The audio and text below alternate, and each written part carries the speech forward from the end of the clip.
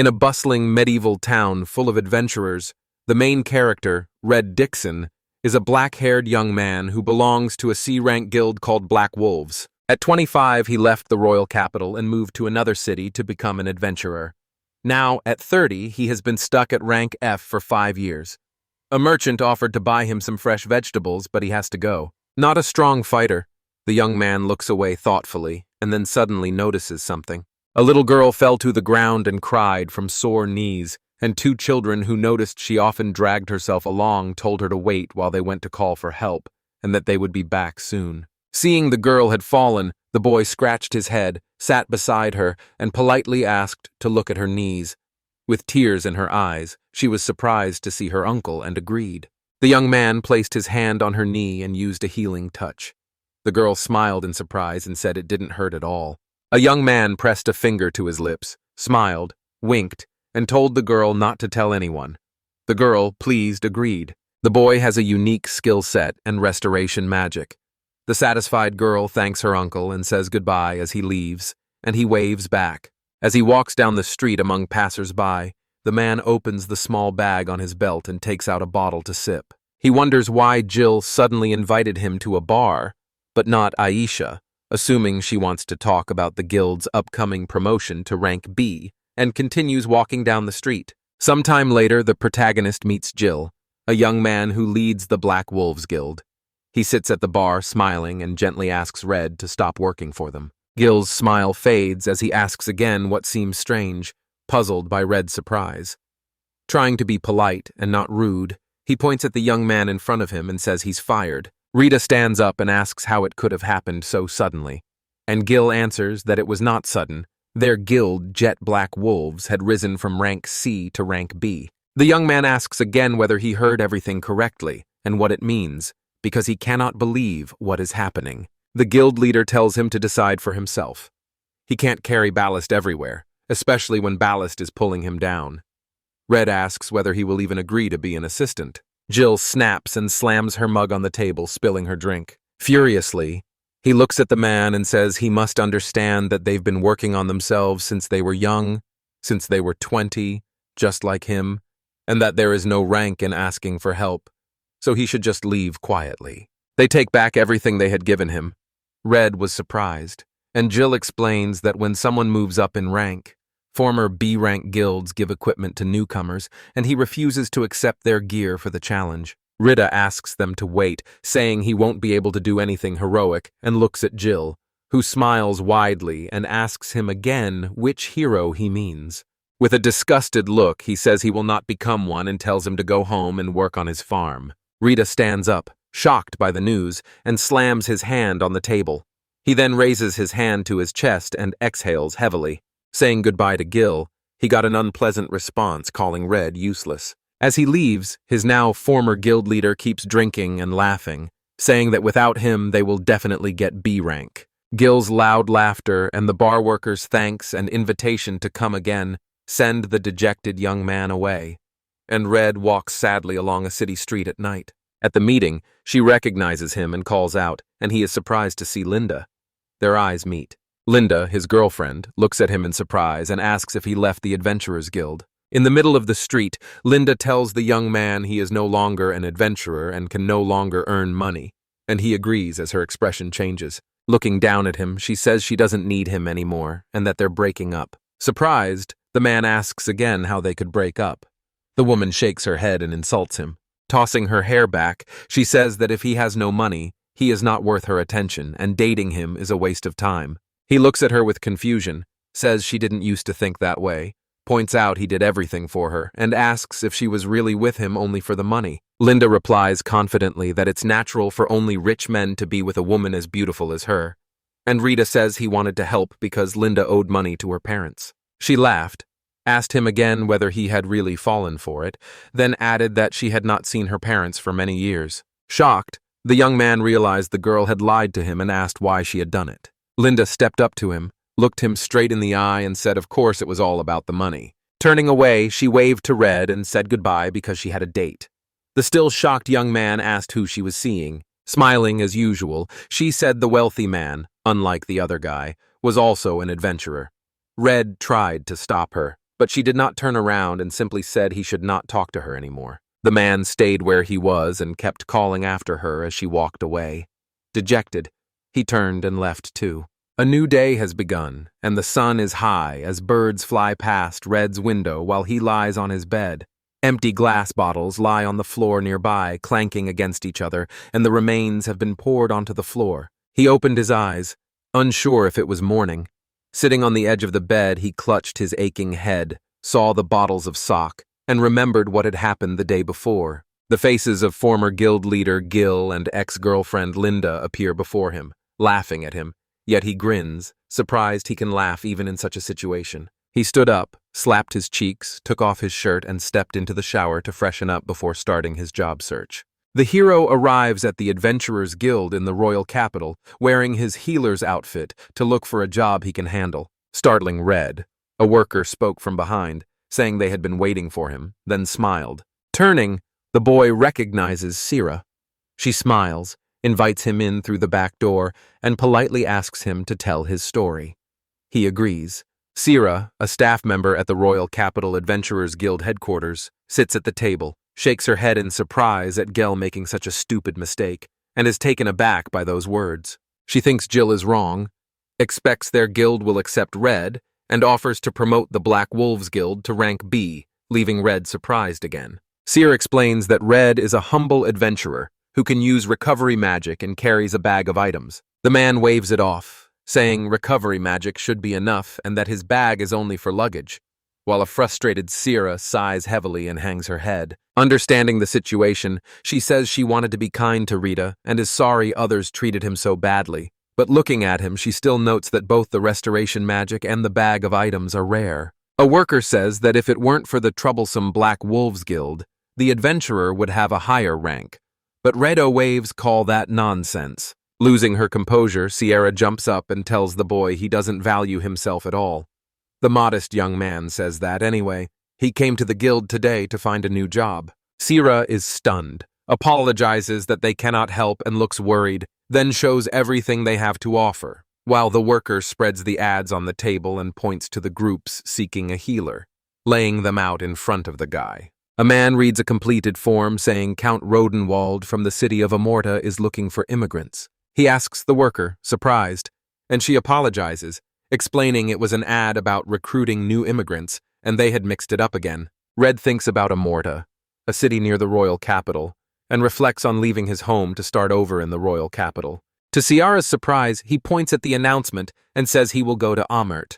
At a camp outside the city at night, a fire crackles while a young man sits on a large boulder, and Retta sips a hot drink, saying the night is still cold despite the approach of spring. He remembers that Sarah did everything she could to keep him, giving him a letter of recommendation for the Amorta Guild because her friend works in the city's guild and arranging for Amorta to take the young man halfway. Rita slipped his hand into the item bag and decided he would cook a fatty piece of beef for dinner today. He knows that, thanks to the bag, raw meat will never spoil during travel, and he smiles at the meat.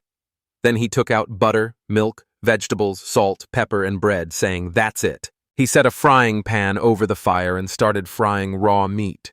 A starry night sky stretched above, while an owl called in the distance. Surprised, the young man asked what else was there when he spotted a girl hiding behind a rock, looked toward her, asked who she was, and told her to come out. Silent and barefoot on the stones, she pressed her hands to her chest and looked out, appearing red and startling.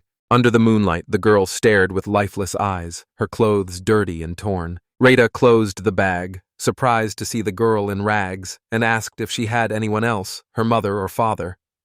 The girl shook her head. The young man thought it was madness that a small child was standing here in the wilderness, so he asked again if she was hungry and wanted to eat with her uncle, but the girl remained silent. Red smiled and beckoned, saying, come on," asked if she was cold, admitted he was lonely, and hoped she would have dinner with him. Fearful and with a growling stomach, the girl stared at the boy. Under the beautiful starry sky, she moved toward Red as camp. Wrapped in the cloak he had given her, the girl sat and ate quietly by the crackling fire, while the young man kept cooking, cutting meat in a frying pan and thinking she must be very hungry. Even after eating, her stomach kept growling, which caught the guy's attention and made their eyes meet. And Red smiled, handed her a piece of meat and said she could have more because it had been saved just for her while she looked at him with a spoonful of food. When the cups of food were empty, they were set aside and the girl awkwardly thanked him for the meal while the young man replied with a warm welcome. After dinner, Retta summarized the evening and introduced himself to the girl, hesitantly saying he was like an adventurer as he sat across from her. The girl answered that she was Mina, met the boy's gaze and sat beside him, holding the gifted cloak as her eyes filled with life. When he asked if she had a home or anywhere to go, Mina shook her head, and he closed his eyes, put his hand to his chin, then looked at her and said she could come with him. Rita tossed a log into the fire and said he was heading to the city of Amorta and would stop in a small town along the way, and the girl hesitantly asked if that was true, which he confirmed with a smile. Seeing her bruised, scratched legs, he asked if they hurt and immediately offered to heal them if he could touch them, and Mina noticed and said he had no medicine. Sitting down, he took hold of her legs and, smiling, said he could do without them, then spoke to heal her wounds, and a bright light restored her legs. Mina, surprised and pleased, looked at her legs and said it didn't hurt anymore. She turned to the guy and thanked him but forgot the boy's name, and Rita smiled as he reminded her. Smiling, she echoed his thanks. He gave Mina a cup of honeyed tea to warm her, and they slept together under a blanket in a small tent. The next day, the wooden cart's wheels rattle. Mina is glad she met Red, a kind man, and he says he is even more glad. The cart driver turns to the boy and says a village is visible ahead. They sit on a hill overlooking the whole village of Murelia, with its wide streets and wooden houses. At the village tavern, Red and Mina thank the locals for helping them on their way and receive good wishes, and outside they meet an old man who laughs and asks what brought the father and daughter to this god-forsaken city. An old man says his name is Murelia and that he is the mayor of the small town. The boy introduces himself and says they will be here for a few days, adding that shaking the old man's hand will keep him from feeling indebted. The old man agrees. The mayor notices the girl is dirty, especially when he sees her hair and feet, and asks whether she stepped in a puddle. He tells them they can bathe at his daughter's hotel and buy clothes and shoes at a grandmother's shop down the road. And the young man thanks her for her kindness. With a wink and a laugh, the old man said that although the town was small, the people were friendly and the food was delicious. They could always rest here. Soon the mayor's daughter, cleaning the hotel, meets them and welcomes them to the Sparrow Feathers Hotel. Rita and Mina say they would like to stay the night, and the owner, noticing the daughter, tells them they need to take a bath. The mayor's daughter opens the shoe cabinet and tells them room 201 is on the second floor, and for 2 silver coins they can get a room with food. Taking the boots and approaching the visitors, she hands Red the pair and explains he can't shop for clothes barefoot. After his bath, she will lend him shoes so they can go to the store with their daughter. Retta and a timid Mina thank the girl. Then after Mina climbs off his shoulders, Retta asks her to go take a bath, and the girl agrees. Noticing Mina, Rita looks up, meets her eyes, and asks if she can take a bath alone. Mina looks away and, embarrassed, says she is not a child anymore. The girl went to the bathroom, took off her clothes, and carefully placed them in the basket inside the cabinet. Opening the door, the girl stepped into the bath, feeling very happy and saying she had not bathed in a long time. Mina was taking a bath. Beginning with a brush to scrub her back, she then poured cold water over herself. After washing, the girl sat in the water. Looking at her hand, she thought father and daughter, and felt a little embarrassed. After her bath, she told Retta she was finished washing as he sat at the table drinking hot tea, then apologized for being a burden, and he reassured her it was fine and offered to buy her clothes and shoes. Wishing them a safe journey, the innkeeper tells Mina to ask him to buy her the most beautiful clothes, and Mina, embarrassed at the door, asks again while Rado waves and says they are leaving. After a while, they reached the store, and Grandma greeted them as Red said he wanted to buy clothes and shoes, and she noticed the adventurer, the parent, and the daughter. Surprised by the poor girl's rags, the saleswoman asks if the man has any spare clothes, and Rena awkwardly says no, while Mina hides behind him. Grandmother hurried to the clothes in the display windows and asked the others to wait a minute while she looked for something suitable for herself. Picking up the items, she comes over and shows them, explaining the dress is made from a single piece of fabric so it will be comfortable for travel, then offers to let her try it on. Mina grabbed her things and ran to the fitting room. After the girl left, grandmother asked Retta what the problem was, and he shook his head, saying he hoped someone in town would know her. The saleswoman says she has never seen the girl here, even though it's a small town where everyone recognizes each other, and the man understandably agrees. After changing, Mina peeks out from behind the fitting room curtain and calls him, then steps out and shyly asks him how she looks. Red, pushed by his grandmother, says she is beautiful and that it suits her. Vina is happy. The man, seeing her, thought it was cute and did not expect things to go so far. With a bright smile, the grandmother asks Mina what she wants to try on next. Mina repeats in surprise, and the saleswoman explains she is a traveler, so one outfit will not be enough. Rita smiled and patted the girl on the head, telling the girl's grandmother to try to choose an outfit Mina would like. She found a new outfit, tried it in the dressing room, then came out and approached Red, hoping he would like it, and asked how he liked the outfit. Grandma said it suited her very well. Mina changed again, then spun in front of Red and her grandmother and asked about her new outfit. The man said it was wonderful. Both smiled and suggested the next outfit, which shocked Mina. The happy grandmother said she would pick out another pair of clothes, and he thanked her when he saw the new set in front of him. By evening, Mina and Rita were walking home from shopping, and when Retta offered to carry her bags, she shook her head. Embarrassed, she looked at the man, clutching a bag, and turned to Rita.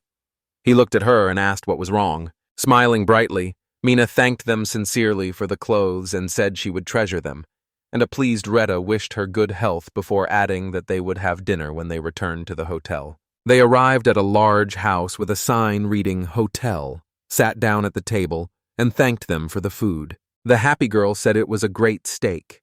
Red said he had heard demon pigs were a local dish, so he had never eaten that meat before. The innkeeper said it was their specialty. Gathering the empty plates onto a tray, she turned to the heroes and said their demon pigs were the best in the city. After putting the dishes behind the counter, the hotel owner also said they had been having problems lately and, hearing noise from the street, turned toward the exit. Hearing it, the hotel owner turned, removed the bandage from her hair, and ran to the exit, saying she would go and see what was happening there. Red rose too and went to the exit to see what was happening on the street, and was surprised when he looked out. He found many wounded people, including a grandmother and the city mayor, who shouted he would bring potions from the warehouse while a girl urged the wounded to hold on. Leaving the hotel, Red looks around and sees how many people are injured, and Mina asks what is wrong with them, as residents tend the wounded. Wounded villagers on the carts receive painkillers, and red tags mark those in serious condition. He quickly puts on gloves, moves to the wounded, tells them he's a healer, gets their attention, and offers to use a small restorative spell to help. Surprised, the mayor's daughter watches the man tell Mina to stay at the hotel, but Mina runs after him and says she will go with him. Redo approaches the innkeeper and offers to help the seriously wounded, and the innkeeper points to the cart and says he is there. A man approaches a cart where another man lies in critical condition, and a grandmother beside him says they cannot help him. Red's restorative magic cannot save him because his abdominal cavity is torn. Touching the man's stomach, he says excitedly that he'll try anyway using the restoration. Mina approaches her grandmother and asks what happened to this man. Mina brought medicine, painkillers, and disinfectants. The grandmother thinks of Mina. He explains they were suddenly attacked by a pack of demon wolves that also attacked their demon pigs. Mina gives the medicine to her grandmother. Struggling to speak, the man who came to his senses says he wanted to get rid of the wolf demon, but it attacked him. He hopes they will help him. Rita, surprised he had come to his senses, immediately told him not to speak. Worried, Red realized he might not be able to close the wound, so he needed to learn advanced recovery magic for situations like that. Giving it his all, he said he couldn't do it the first time, so he would keep trying until he succeeded, casting the restoration spell 3 times in a row. Surprised, the man said he no longer felt pain, then removed the bandage and checked his stomach, saying his wounds had healed. The grandmother was stunned and wondered how he could heal such severe injuries. Tired, Rita stood before the grateful man. Turning to the saleswoman, he said it was basic restoration magic and immediately asked who was next, as he cast the wind of purification on his hands. A villager shouted for him to come and said there were 4 seriously wounded. Beside him, a grandmother asked for help for her son. Mina folded her arms and wished him red luck, and he waved at her before going to the other wounded. After a while, he used the restoration again and said this would be the last one, as he held the man's crippled hand. Immediately, the man twitched his hand to check for more pain, bowed to Red, and thanked him several times, while the tired Red wiped sweat from his forehead until the city mayor called to him. When he turned, many villagers were bowing to him in thanks, and the mayor said he could not thank him enough for saving the lives of the village's young men. Startled, Red raised his hands and asked them to look up, saying he was just doing what he was supposed to. The mayor approached the boy, apologized that the city treasury had only 500 silver coins, and said he hoped it would be enough for Red. Red was surprised at such a large sum for simple first aid, and said he would not take so much money. The mayor said the man was joking, because even if it was only first aid, there were many wounded, so he would have set the price at 2,000 silver coins for that work. Red grew even more shocked, and the saleswoman grandmother suggested he might be a priest or a healer, and asked whether he knew how much they charged for treatment. Red put his hand behind his head and said he usually treated minor injuries without worrying about the cost. Mina hugged him and smiled. The innkeeper said few people could use recovery magic, so it was rare, and magical treatment cost several times more than potions. Shaking his head, the mayor said healing a dying person was out of the question, and asked how much it would cost if Retta became their priest and healer.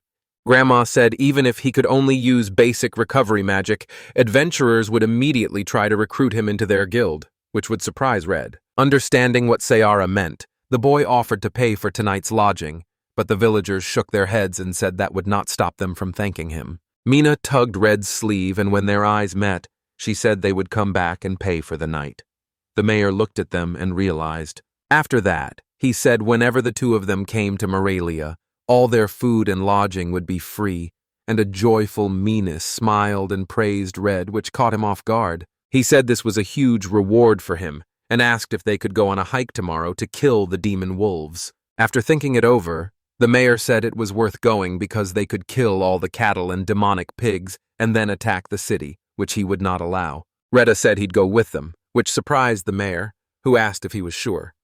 Stroking the girl's hair, he explained that he and Mina were going to a store and he did not want her to attack them on the way. Retta said he did not expect this adventure to hinder him, and even though he rarely used it, he had learned some attack magic. Smiling, the mayor said that using restoration magic once would be enough to make everyone feel safe, and Rita and the mayor shook hands, saying we were very glad to have met each other. After a while, he returned to his hotel room, stretched, and said he was very tired. And Mina, having worked hard today and noticing how much better he felt after the bath, thanked Retta in return. The girl climbed into bed under the blanket and called out to Red. The guy looked at her and asked what had happened. She pulled the blanket over her face and said he was cool today. Embarrassed, Retta blushed, put his hand behind his head, and thanked Mina. Then he approached the glowing sphere, touched it, and told the girl it was time to go to bed. After extinguishing the sphere, the boy said good night. The girl wished them sweet dreams, and they went to bed. Early the next morning, young men carrying weapons gathered on the street and talked as birds sang. The assembled Red stepped out and greeted everyone, and they urged him to take command. He said firmly that these demonic wolves must be destroyed, and everyone agreed. Near the city, the squad was attacked by demonic wolves. The warriors surrounded the carts and defended them. A young mage with a deep wound in her leg apologized that her right leg was completely paralyzed. One of the men turned and saw Faefa's wound. The sword-wielding warrior, cursing, demands to know what the demonic wolves are doing near a town like this. He then calls out for everyone to hear that they must protect the employer and his carriage. Faith bandaged her leg to stop the bleeding.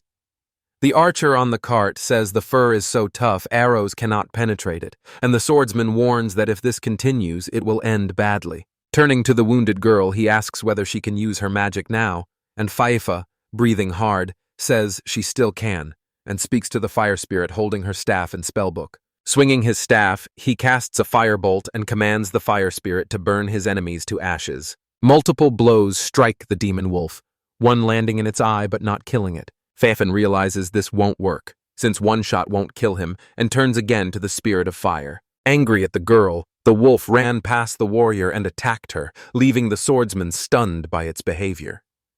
Fifa, unable to finish the spell, backs away from the wolf in fear. Red slams her shoulder into the wolf, stopping its attack on the sorceress. The wolf collapses nearby and the swordsman shouts, "Good job," as he swings his sword. Captain Riggs plunges the sword into the immobilized demon wolf, killing it, and Red, holding his shoulder, turns to the other warriors as they shout encouragement to him and to Captain Riggs. Captain Riggs asks the inspired men to deal with the remaining demonic wolves, and they agree. Red approached the wounded warrior, raised his hand, and began to heal him, saying that even if he recovered, his lost blood and strength would not return, so he should not push himself. Then a man approaches Faye and politely asks to examine her badly injured leg. When the protagonist touches the wound, the girl flinches in pain, so he casts a restoration spell that eases her discomfort, and she watches in surprise as the pain slowly fades. After this, Reddit turns to the captain and the others and asks if they are adventurers, and they agree, saying they are escorting merchants from the royal capital, while their employer, Mr. Eric, steps out of the carriage, surprised by the Riggs. Rita had finished healing Faith's leg and pulled her hands back, and the girl moved her leg, surprised it was already healed. Captain Riggs raises his wounded hand and asks if he can help them too. Retta agrees, casts a restoration spell, and says they have come to get rid of the wolves. Leaning out of the carriage, Mr. Eric thanks the protagonist and asks about payment for the treatment. Retto smiles and waves it off, saying it's fine, and he treated him for free. Riggs swings his sword and thanks him too. The captain immediately gives orders, telling Fifa to attack the wolves to the left of the carriage and the city warriors to handle the wolf on the right.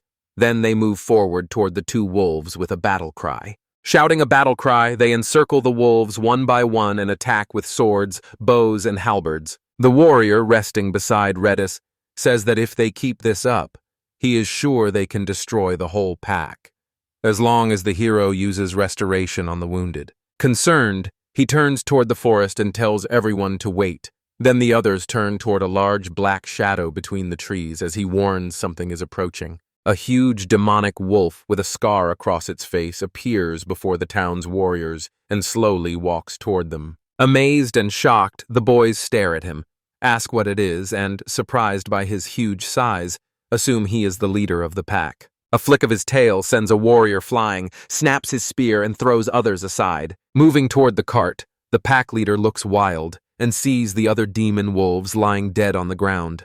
The warrior tells Red to just look at him, and Red agrees that this demonic wolf is definitely the leader of the pack. The demonic wolf pack leader throws back his head and howls, frightening the nearby warriors, while Captain Riggs and Fifa draw their weapons. A girl shouts that he is coming toward them as the warriors stand ready, watching his every move. One warrior steps in front of Retta and admits he is not very reliable, but will protect the main character. Rita pulls out a spell book and says there's nothing she can do, and he must act too. Focusing, he calls on the spirit of fire and commands it to burn the enemy to ashes. The warrior looks over his shoulder, stunned. Rita thrusts her hand forward and shouts a spell that sends firebolts to strike the leader of the wolf pack. Seeing the result, the protagonist says he stopped the wolf and immediately casts the spell of fire spears, piercing and burning the enemies to ashes. Fiery spears pierced the wolf's entire body and lifted it off the ground. The pack's leader falls lifeless to the ground as the spears vanish before the armed warriors. Fifa asks in surprise what it was, and a shocked Captain Riggs asks if it really was the original fire magic, since it is so powerful. The warrior who stood to protect Red lowers his sword and tells him his magic is incredible, saying he had never seen anything like it, and Red shrugs it off, saying that even though he is an F rank, he is still an adventurer magician. Captain Riggs orders them not to relax, warning that although the leader is dead, the demon wolves are still nearby. Fiva asks about the rest of the pack. Rada says she will join them to fight the remaining wolves and asks someone to look after the carriage. In Murelia, Mina, dressed as a cleaner and holding a mop, sits at a hotel table thinking Retta still hasn't returned. Sitting at the table, drinking tea, the grandmother tells the girl not to worry because her dad will soon return safe and sound. The innkeeper calls to the grandmother, who is actually her mother, and to Mina that the younger ones from Retta have returned.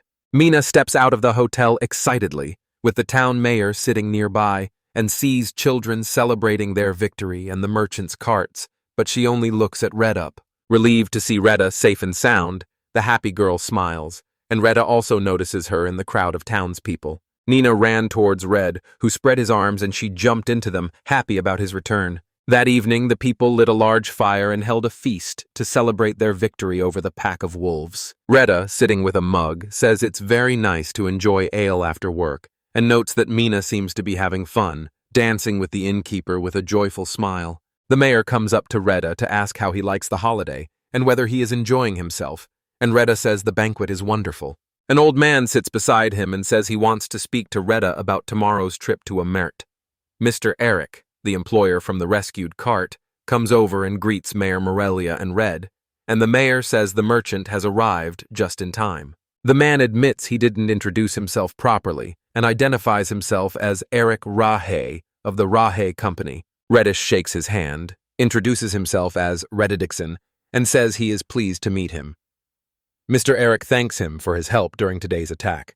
He explains that because of him, all their companions are safe and sound, and even the potions were not harmed at all.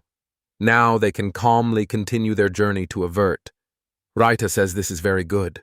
As they watch Mina dance, the merchant asks whether the protagonist will bring his daughter to Amorta. He also offers to take them to the city in his carriage. Rada replies that it would be wonderful, and Mina calls out to him. He watches the girl holding her grandmother's hand as Mina invites him to dance with them, and the other villagers dance behind them. The innkeeper began pushing Red in the back and pulling Mina by the hand, asking them to wait because he did not know how to dance. The girl told him to just dance as best he could and urged him to hurry. Mayor Murelia and Mr. Eric wave goodbye to the boy until tomorrow. Retta and Mina take each other's hands and start dancing to the music, surrounded by other dancing townspeople. Men play drums, lute, and horn for them, creating music and encouraging everyone to dance. The main character counted each step out loud, 1, 2, 3, and Mina laughed, so he realized he looked like a dancing bear but kept going while watching the happy girl in front of him. A tipsy young man remembers his ex-girlfriend Linda and grows more gloomy.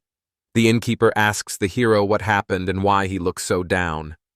Retta, embarrassed at being called a hero, asks not to be called that. Seeing the scene, Mina laughed as the hero looked at her, asked why she was laughing, and realized he had something to think about. The girl explains to the boy that his face is flushed. Still looking at her, he began to think about whether it was worth taking Mina with him. Because in Murelia, no one knows her, and his journey ends in Amorta. Rita understands this does not mean the girl will find people she knows in Amorta, and that in Murelia she is making more friends. He looks at her, calls to her, takes her hand, and says they are going to Amorta tomorrow. Mina smiles and says it's good, and she's looking forward to it. The young man smiles, letting go of his doubts. Standing in front of her, he says it will be hard starting tomorrow and suggests they go to bed after this song. She agrees. The next morning, ready to leave, the protagonist shook Mr. Eric's hand, thanked him, and Mr. Eric returned the gesture, saying we need to help each other in hard times. The innkeeper and her mother came to Mina with a basket and said the cookies were made by them and would be perfect for snacking on the road. Mina thanked them. The town's residents and mayor said goodbye to Rada, asking him to be sure to come back and assuring him he was always welcome. Seated in the carriage, Mr. Eric called to the hero and told him to get in quickly since there was no need to delay the farewell. All the villagers saw them off. Setting off on their journey, Retta and Mina were urged by everyone to come back because the residents were always happy to see them. The children shouted that they would be waiting, and the two waved goodbye. After leaving the city, Captain Riggs sat with them in the carriage, sighed, and said it was still too early for their group to fight the demonic wolves. Fifa beside them nodded in agreement. Lowering his head, he admitted that despite Rita's powerful recovery magic, he was still an F rank. And Fife noted that her attack magic was impressive too. Riggs hesitates because he and Fafa are both F rank and unsure if they can reach E rank, and Radia reassures him they are still young and confident that with enough effort reaching C and B ranks is possible. Smiling, the swordsman says it would be good if that's true, and at that moment the archer calls to him, saying the situation is getting worse and he will need the leader's help. Captain Riggs tells Faitho with confidence that it's time for them to get to work. Faitho, the mage girl, agrees. They step out of the cart. Mr. Eric says if they keep this pace, they'll reach Amorta before evening. Red looks surprised and says that sounds too fast because he heard the trip takes 2 days. The man tells him that taking the old road used to require detours, but now things are steadily improving with new bridges and roads, so it is much easier to get around. Surprised, Red A notes that Amorta's development is amazing. Mina listens with curiosity and looks at Red A. They continue their journey toward the mountain, enjoying good company. Mina eats delicious cookies from a basket the innkeeper gave her. After a while, Reddit turns to the cab driver, notices a large wall, and says she sees a city. Mr. Eric asks if that is Amorta. Reports say many people are working on the outer wall. Because the city is still developing, few buildings exist and many areas are just bare earth and a road. Mr. Eric says the city is very nice and lively, and Rita adds thoughtfully that in that case there is plenty of work here, even for someone who is not adventurous. The man says they're almost there, and that he and Mina can safely contact the Raha company if they run into trouble. He will definitely repay the service debt. Retta asks about the service and the surprise. Mr. Eric taps the boxes of goods and explains he is talking about their destruction of the demonic wolves, because thanks to that they can now continue to trade without worrying about anything. Read a thank you message for letting him ride in Mr. Eric's carriage, and contact her if any difficulties arise. Noticing Mina had gone quiet, the man saw she had fallen asleep leaning against him, smiled, and said their conversation must have bored her. After leaving the wagon, Retta thanks them for their help, and the man says they are heading to the merchant gate.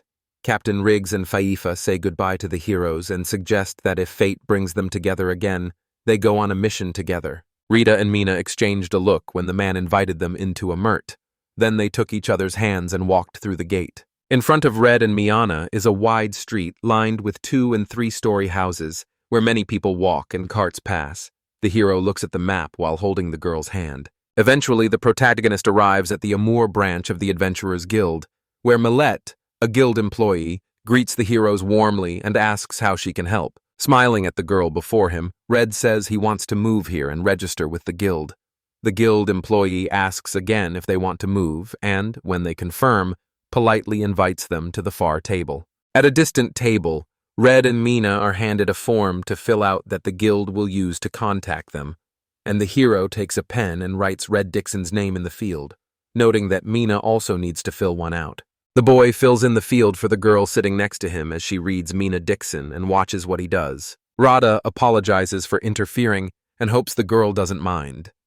Mina lowers her head, shakes her head, then smiles and says it's fine and she's grateful. Next, fill in the purpose of the move. The hero hopes this will bring relatives here, so write the reason and ask the guild about it later. He reached into the bag on his belt, remembered and took out a letter and explained it was a recommendation from the Royal Headquarters Guild. The worker accepted the letter and asked to see it. Greatly surprised, Mele reveals it is not a letter of recommendation, leaving Red deeply shocked. The employee says it's not a letter of recommendation, but a recommendation from Sira. Mina, worried, asks if something is wrong, and the employee assures her it is better than a regular letter of recommendation. Then he asks whether the letter says Mr. Dixon can use healing magic, thinking that means he earns money in the Healers Guild, and the letter confirms but says he can only use restoration.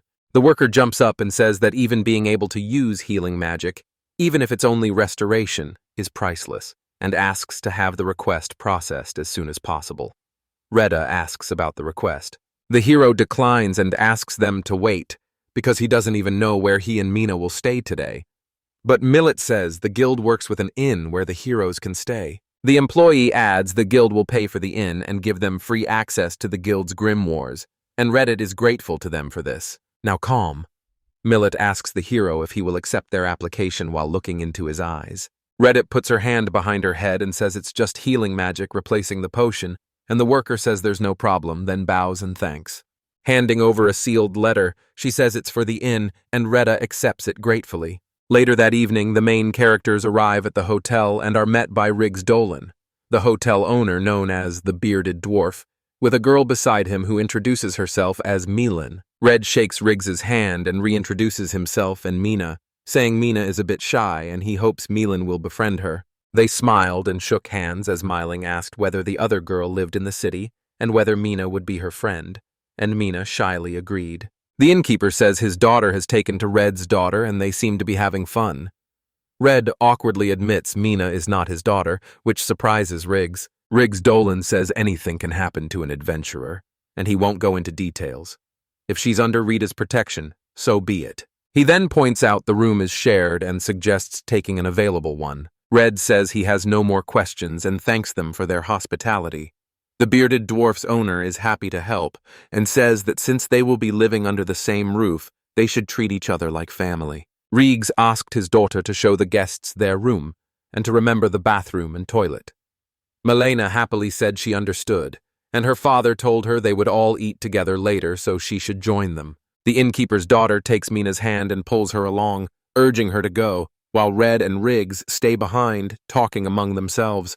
After a while, Milan runs to the table carrying a tray of food on her head, smiling, apologizing for the wait, and tells them the pilaf, salad, and soup with plenty of meat are ready. She sets the plates on the table and sits beside Mina, with Red opposite them waiting for the others. And once everything is served, they say bon appetit to one another and begin eating, smiling. Mina starts with the hot soup, and after one spoonful she smiles and says loudly that the food is delicious. Mealing, encouraging her, says her dad's cooking is always very tasty, and Mina says she really likes it and calls it magical. Retta eats the pilaf and says it is perfectly fried, crispy, aromatic, and delicious. He thinks it is a bit salty from the grill. Other guests at the inn praise Mr. Riggs, say they are satisfied, and note they always see the gnomes as blacksmiths, while Reddy says food and a sword can do anything. Malin tells the guests that her father made swords, but when his daughter was born, he became a cook. Rita says Malin has a cool dad, and she adds with a bright smile that it is definitely true. Back in their room, the man says the owner's daughter is very cheerful. Mina agrees, saying they've started to become friends. The young man says that's good, since they'll be here for some time. A gentle knock sounds at the door, and they turn to ask who it is. Suddenly, Mailing enters and, smiling, invites Mina to go to the bathroom. Mina and Milan enter a special room together, and Mina helps her new friend wash her hair. Pinning up her hair, she asks whether the innkeeper's wife is there. Mailing says that despite that, she enjoys doing things with her father every day. Looking at the heroine, he says sometimes things get strange, or they have problems with guests. Suddenly she jumps out and says her father does this, striking a heroic pose with a smile. Folding her arms across her chest, she tells him her friend's father is just as good. And Mina smiles, saying that Retta is indeed a very kind and good person. The girls hold hands, and a kneeling girl happily calls out that she hopes their fathers get along so well they can bathe and wash clothes together. Rita grows uncomfortable listening to the girls and quietly says Melon is going a bit overboard. The next day, just outside the city, people are cutting down a forest while Red takes a wounded hand and uses his restoration magic. The Amore adventurer text is surprised by the healing and says he is amazed that Red healed 3 people with serious wounds. He then says he had wondered what kind of man Red would be, and Red proved to be a good one because he will take on an assignment with a child. And the man apologizes, saying he only arrived in Amert yesterday and therefore cannot leave her alone. Text puts his hand on the girl's hair, smiles and says she has a good father, calling her a young lady. Mina thanks him and calls the adventurer uncle. He looks sad and tells the young woman to calm down, asking her to at least call him Big Brother, since he is only 40, while the nearby warriors say he is old enough to be called uncle, though he looks more like a grandfather. Tex puts an arm around the main character and asks Mina if he is also her uncle, and she, taken aback, pauses to think. She smiled and said it isn't true. Retta is Retta, not an uncle. Retta laughs and thanks the girl. After a while, the men look at the protagonist, who, confused, asks what they want. The adventurer says he will leave the rest of the work to him, pats Red on the back, and Red, understanding, gets to work. Excited, he tells him to wait and asks what exactly he should do, and the man smiles and says to just try doing something with magic. Rita looked at the adventurers and confirmed they wanted him to cut down trees in the forest, asking how they imagined it, and after thinking he said it was worth a try while Tech told him to go ahead if he had any ideas. The protagonist agreed, warned them to stay back, and then turned to the spirit of the wind. Focusing, he commanded the invisible blades to dance and scatter in all directions below, then shouted to send spell-cutting blades of wind. Red cast a spell, and the trees came crashing down, cut at the base, leaving everyone shocked, and he said it had been more powerful than he expected, while Mina, standing behind with the others, said he was cool. Tix, excited and shocked, said he had of course asked for help but had not expected it to go this far. The other men spoke up, shocked by what had happened and refusing to believe this was entry-level windblade magic, saying the red windblades were clearly a level above and that at this rate they'd lose their jobs and would rather become lumberjacks. Red awkwardly rubbed the back of his head and said he'd been on a roll lately.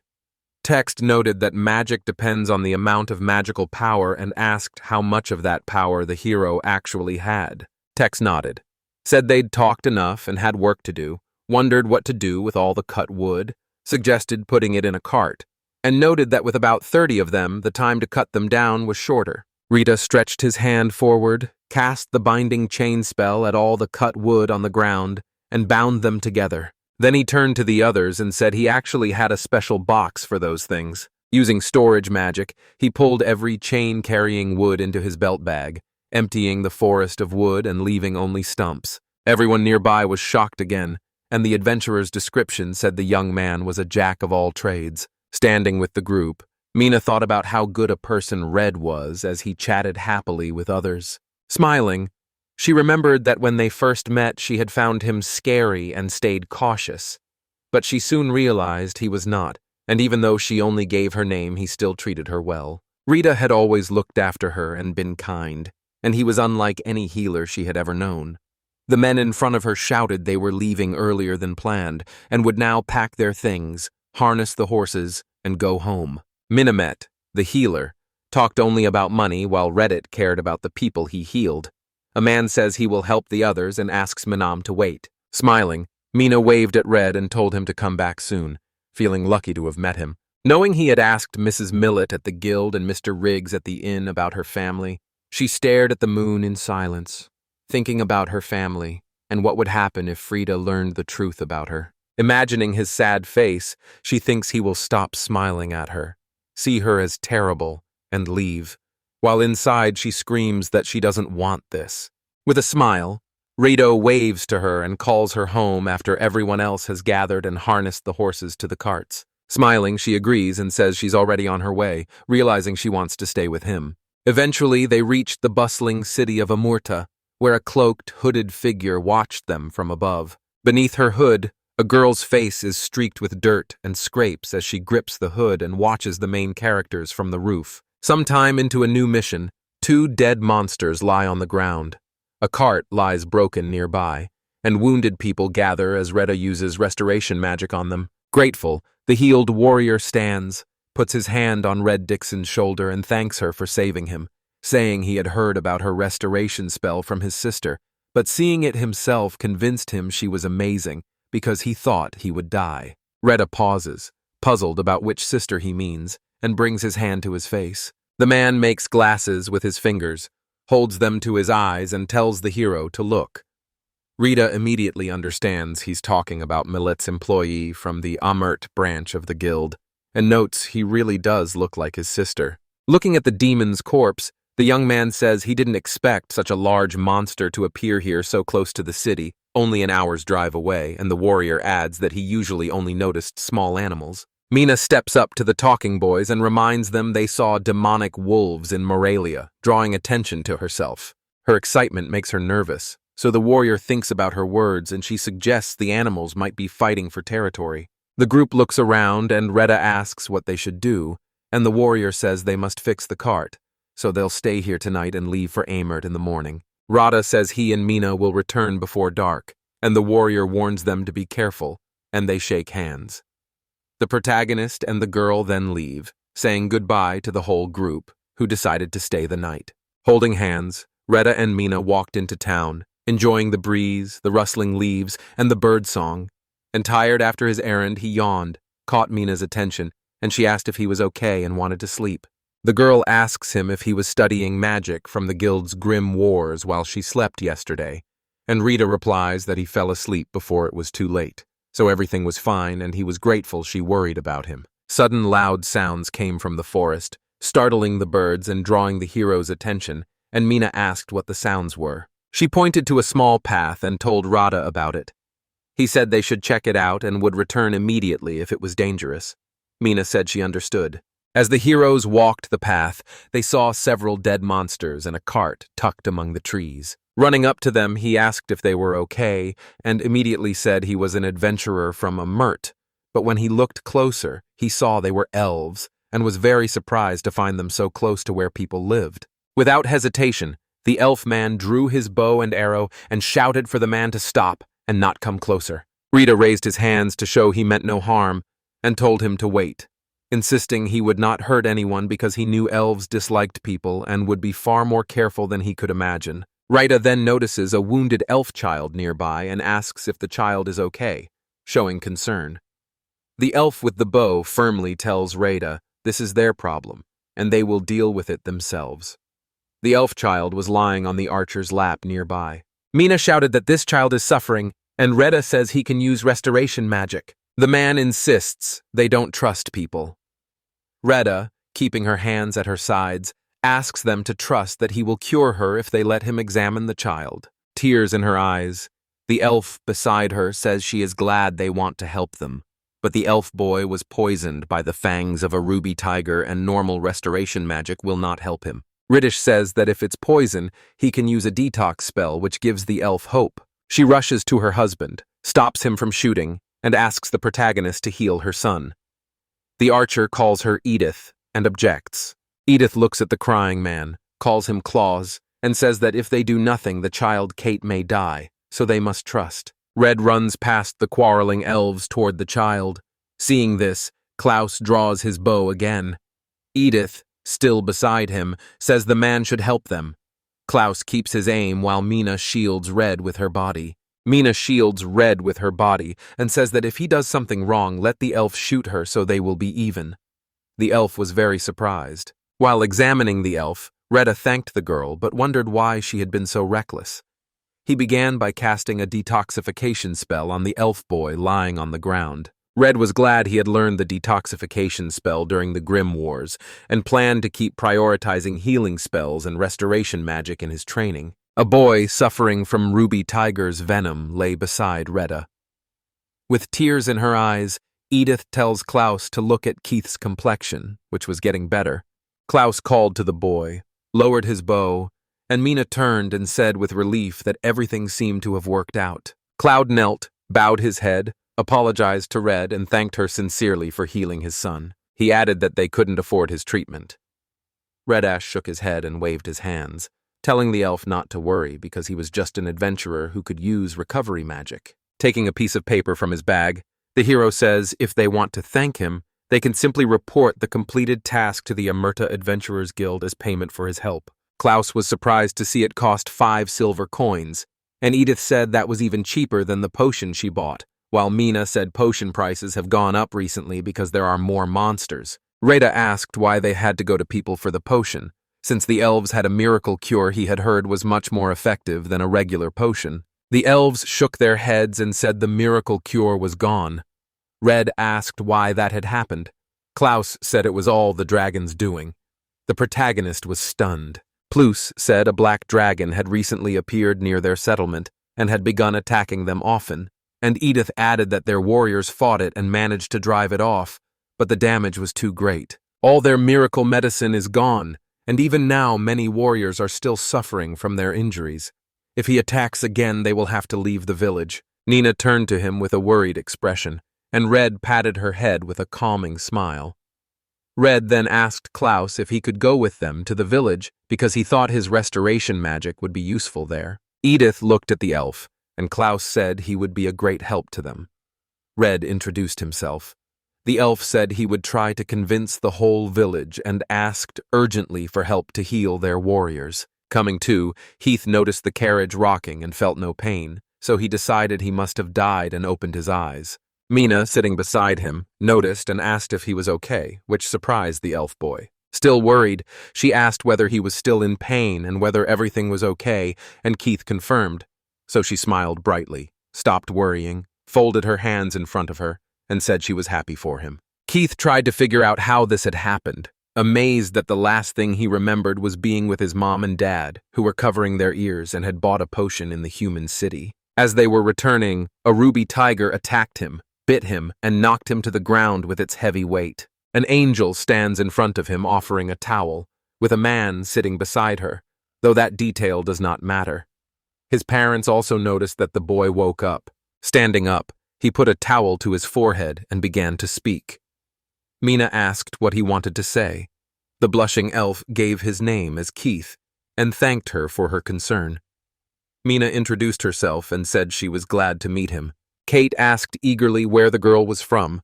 The girl awkwardly replied that she was from Amorta, and the elf said he had been there recently too. Then he said his mother cooks for the army and his father uses a sword more than a bow, surprising everyone nearby with how excited he was. Continuing to read, they notice that the tree parts to let the carriage pass and are surprised by this. Mina notices that as the carriage passes, the trees fall back into place and the road disappears.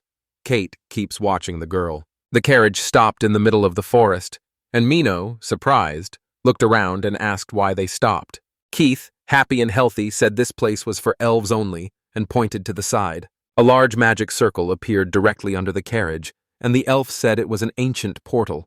In an instant they vanished and reappeared beneath a night sky surrounded by burnt, broken trees. The heroes stopped, surprised to see ruined houses in the trees and along the edge, and said it was their elven settlement. Mina put her hand to her chest, looked around, and sadly said it was terrible. They stood before a huge tree whose roots formed an arch leading to the gate. Klaus asked Retta if he could begin healing the warriors at once, and Retta agreed, since Klaus had come for that. One elf was surprised Klaus had returned unharmed, and the elf beside him called out that a human was nearby. The elves ran up with their bows drawn and asked Klaus what he was doing. The heroes climbed down from the cart and headed toward the tree. With bows drawn, the elves aimed at the humans and demanded to know who had given Klaus permission to bring them into the settlement. Klaus calls for everyone to listen, then explains that Red can use healing magic, and that Red saved their son's life when a monster attacked him on the way. The archers repeated their question about whether they'd heard correctly about healing magic and said all human healers were greedy swindlers, and Mina looked at them and said Rada was not like that, while Keith confirmed Mina's father was not like that either. An old elf stepped out of the tree and asked why it was so loud. The archer turned and recognized him as the elder. Edith said their family vouched for Red and asked that he be taken to the warriors to be healed. Red bowed politely and introduced himself to the elder. He said he was only an adventurer who could use recovery magic, and that its effects would be better than potions, so he wanted to start healing as soon as possible if allowed. The elder approached Red and said thoughtfully that around that time they had been visited by a man who was also a healer. They looked into each other's eyes. He sighed, said it might be time for a change, accepted his help, offered to guide Red Dixon, and asked him to save their warriors. The archers were surprised by the elder's decision. Retta and Mina enter the tree and find many wounded elves lying on its huge leaves. The elder says they are lucky, because thanks to Hildigard no one died. Mina asked the elder who Hildigard was, and the elder explained she was the village's best warrior, unmatched in magical power. Her leadership alone allowed them to defeat the dragon. Retta pictured the scene and the happy elves. To save everyone, she took the dragon's fiery breath on herself, and out of warrior pride, knowing medicines and potions would only offer temporary relief, she refused them so other warriors could have them. Redden praised Hildigard, the settlement's best warrior, as amazing, and the elder said her whole body was badly injured and that, even if he could not fully heal her, easing her pain would make him incredibly happy. Wrights said he'd do his best. The elder pointed to the room and said she was behind the curtain, and Wrights and the others looked inside and asked Hildigard if they could enter. 2 warriors stood beside her, having just finished bandaging her body, and were very surprised by her arrival. Redo spotted a girl gravely injured lying on a huge tree leaf and was surprised to realize she was the settlement's best warrior. Hildigard, she opened her eye and turned to the elder, who immediately asked her not to get up. Angry, she asked the elder why the man had come to her after struggling to sit up. The elder said everything was fine, and that he had invited them himself because the young man could use restoration magic. Introducing himself as Rita Dixon, the young man approached Hildigard, who pulled away in pain and asked him not to touch her. He put on gloves, said he would heal her, and then touched the elf's wounds. After the restoration spell, the girl cried out that she couldn't move. The man said he would listen to all the complaints later. Those around her watched with concern as she shouted for them to let go and leave her alone. Redia told her to move because the wounds would open, and she kept asking them not to touch her. The man said he could not heal her unless he touched her. The girl tried to kick him in the stomach, and Reed asked how long she could hold out. Knocked to the floor by the kick, Red rubbed the back of his head as Hildigard stood up from a large leaf on the tree. As the bandages fell off her body, those around her saw that Madame Hildigard's wounds were gone, and there was no trace of the burns. She looked at the man and asked if she had remembered his name correctly, then leaned over him and said her flesh had melted so much her bones showed, and he had figured out who he was so easily. Rita asked him to stop because it wasn't important anymore, though he had first wanted Hildigard to cover herself. The girls blushed deeply after they realized. The boy and the elder turned away while she asked all the men to leave the room quickly. They rubbed their heads awkwardly and said it seemed they had been kicked out. The elder thanked her sincerely for the healing, and Red said it was nothing special and that he was glad she was okay. Turning around, he said he still had plenty of magic and would go treat the other wounded. Delighted, the elder said it would be great. The boy used healing magic on the warrior while Mina stood nearby and helped. Mina and Kate were very happy to help the family of elves they met in the forest, and did so with enthusiasm. After a while, all the places where the wounded had been were empty. The elder couldn't believe it, because there had been 50 of them. Retta said he was damn tired. He also said he had been doing well lately, and that his magical power seemed to be growing, as if the lid of a vessel had opened and the power had begun to overflow him. Klaus approached the heroes and told the elder that all the potions were now in the warehouse. The elder thanked the archer for his work. Klaus told Retta that because of him, they still had all the potions they had bought. Retta was glad to hear that. The elder said it was time for the boy to rest, and asked Klaus if everything was ready. Klaus answered that it was. Edith said she hoped they would stay the night because they were lucky their house was still standing. The hero thanked the elves and said he would stay the night with them. Mina also thanked him for barricading Keith. After that, they spent the night safely with the family. The next day they returned to the tree, went through the arch at its roots, apologized for disturbing her, and pulled back the curtain to see Hildigard. Seeing the heroes had arrived, she asked their names again and waited. Mina said she was very glad the elf's skin had healed. Hildigard said she just wanted to say thank you. Embarrassed, the elf apologized for not stopping the kicking yesterday, explaining that elves do not treat people very well. Rita asked permission to learn why, and Hildigard agreed to explain. She began by saying there was less hostility now, but Bandit had been kidnapping elves for a long time, and this was the worst thing she could report. Hildigard says elves live a long time, so cruel people kept them as servants, locked them in the cellars of wealthy homes, and countless times people tried to get them back. Some elves never survived, so they hate humans and keep their distance. Rada understandably said he was sorry. Hildigard looked away and said, some people leave their villages and settle with others. In any case, she and the other healed warriors are grateful to Red, and she thanks him with all her heart. Ritter raised his hands and said he was only doing what he had to do, so no thanks were necessary. The girl puffed out her cheeks, looked at him sternly, and said it was wrong to ignore someone else's gratitude. Awkwardly, Retta said he understood and would accept her gratitude. Hildigard sighed and said that in that case, fine. Turning to Mina, she said she'd heard Mina had worked a lot with Keith, took the girl's hands, pulled her close to give a big hug to thank her, and the girl hugged her back. She said she didn't like people, but told the two of them they could call her Hilda as she stroked Mina's head, and Mina looked at her in surprise before saying the elf's short name. Hilda, the guard, said that sounded nice and added that Mina could call herself a sister from now on. Mina smiled and thanked Sister Hilda. Retta smiled at the girls as they stood together and hugged happily. Noticing him, Hildigard said she wanted to know one thing and asked him to guess how old she was as he had with Mina, which surprised him. She said the hero has not treated her like a child for quite some time, sighing sadly. The discrepancy bothered her because she ages very slowly but is already 316 years old.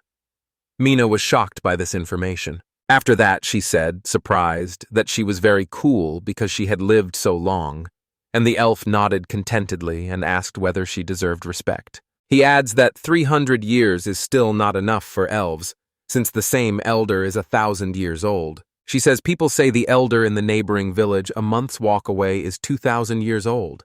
Shocked, Retta began counting 1,000, 2,000. Mina was surprised. Hildigard's ears twitched, catching my attention. The girl asked what was wrong. The elf said it sounded like someone running nearby. Retta asked once more and glanced toward the entrance curtain, while Hildigard hoped the visitor did not bring bad news. Moments later, Klaus enters and apologizes for interrupting the conversation. The Black Dragon is here. Everyone shouted, "Black Dragon!" Hildigard quickly packed, told Klaus to get ready to intercept, and he left after acknowledging the order. Then Lil thanked Retta and Mina for the wonderful time, but had to leave to fight. Retta asked Hilda to wait, but Hilda said she could not, because even though she was healed, the pain still remained, and she asked if Retta still wanted to go. Tapping his shoulder, she reminds him she is the village's best warrior, and if she does not fight, no one else will. The protagonist looked into her eyes and sighed deeply, weighing his hard choice, then said he was going to, which shocked Mina and made her grab his hand to stop him. He told the girl that on the battlefield he could support them with magic and healing. Hildigard agreed and said they should go together. They pulled back the curtain and stepped into the room. Retta winked at Mina and said he would make sure everyone came back safe and sound, so she could stay and cheer for them. Mina said she would definitely be there. They stepped into the center of the elven village, where the other warriors had gathered, and Hildigard drew attention with a shout. From the hilltop, she shouted that their enemy was the Black Dragon who had recently burned their village, saying she knew they were afraid and that she was too, but warning that if they ran away, there would be no one left to protect their village and their friends. After their rousing speech, they raised their hands and urged the warriors to remember that the elves' pride was their arrows, and to shoot him. Then they lifted their bows and declared they would not lose this time and that victory would be theirs. Seeing the Black Dragon appear and draw near, Hildigard turned and ordered the archers to take their places. The Black Dragon approached and watched the village from a great height. From that height, the dragon could clearly see the armed army of elves.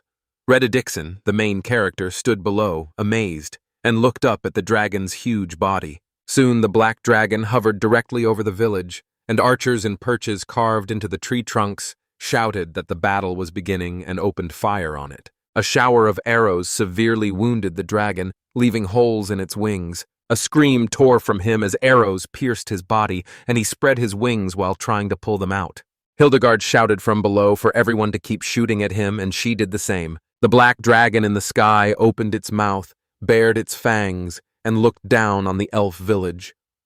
Hildigard shouted that he was using his breath, warning all the warriors in the village. Casting a spell, she raised a barrier around herself and the archers, forming a large magic circle beneath her feet. Wounded by arrows, the dragon breathed fire at the barrier as flames rose around him from every side. Wiping sweat from their face, the protagonist wondered why it was so hot even though they had put up a barrier. After breathing fire at them, the dragon saw the barrier was still unbroken and the elves were unharmed. Circling the village, he regained strength after his powerful attack, and when Hildigard saw this, she ordered everyone to shoot at him because it was a great chance. Now stronger, the Black Dragon turned and readied his breath, which the elves saw and blocked with another barrier.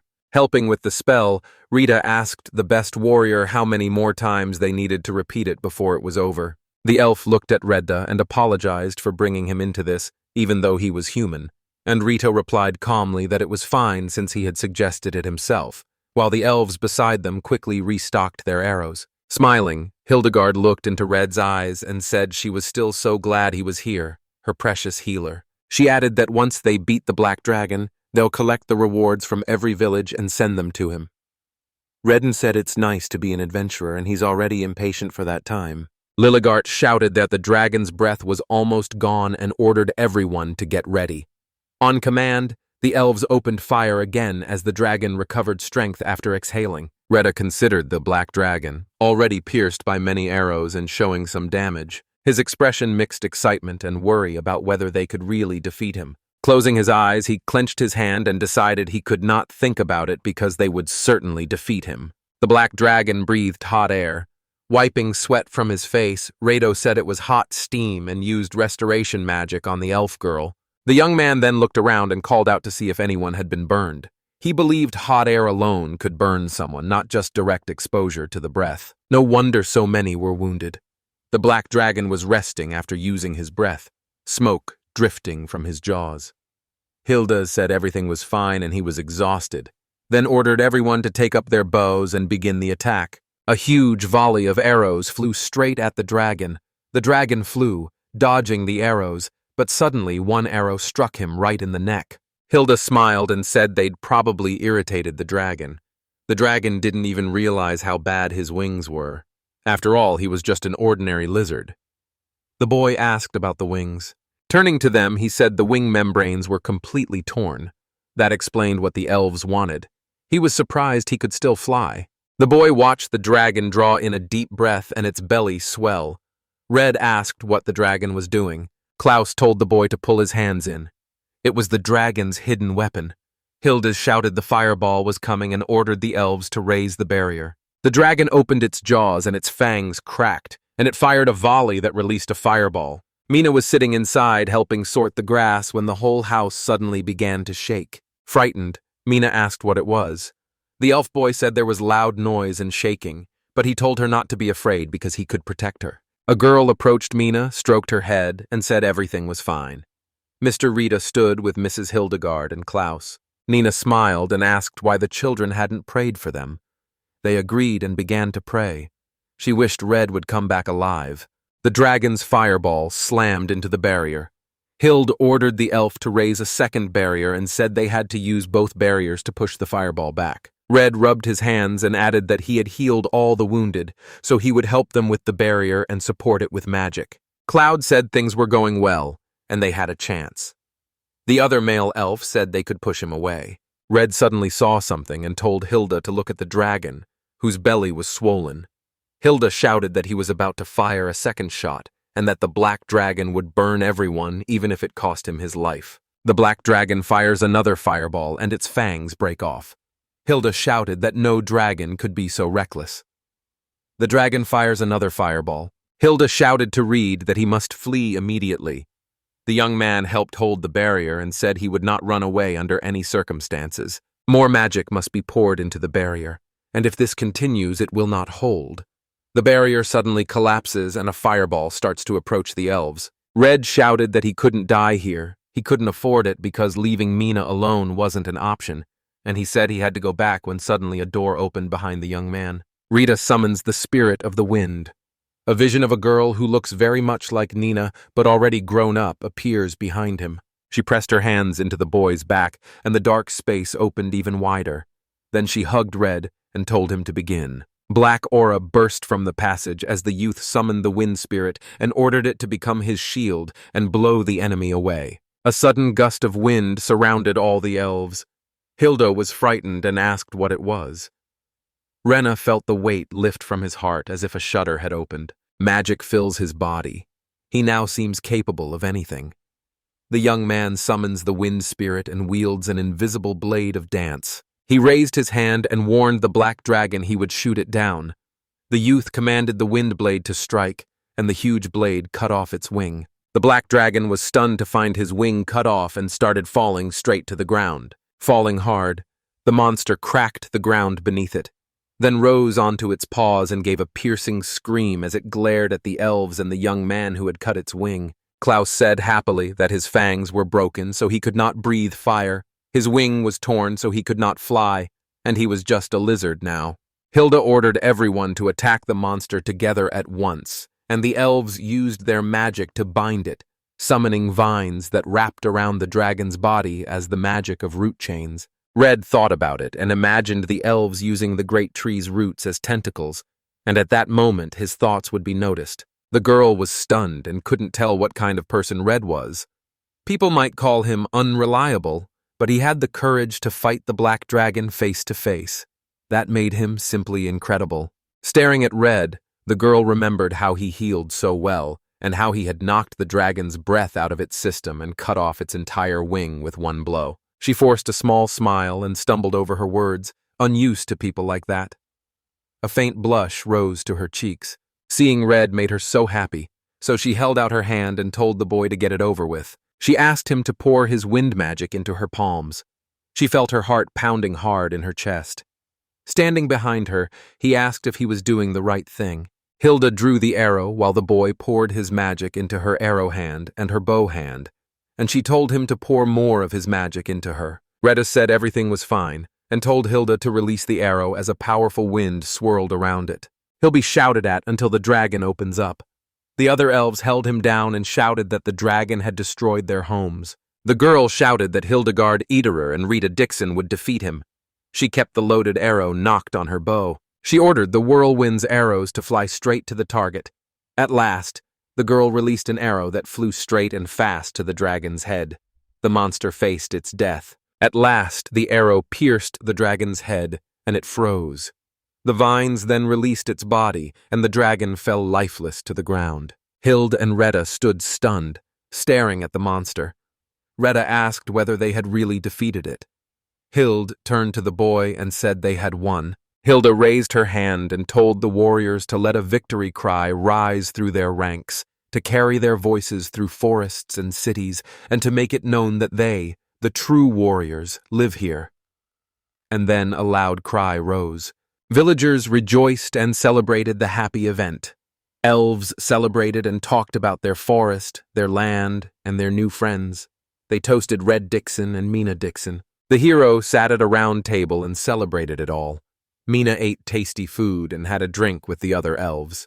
The elf girl sitting next to the heroes asked Red how the drinks tasted, and if he liked them, and the young man agreed, saying the fruit wine tasted better each time. Smiling, the girl said it meant Mr. Rita liked wine, refilled the young man's glass, and he scratched his head awkwardly and laughed. Smiling, Mina said the juice and the food were all very tasty.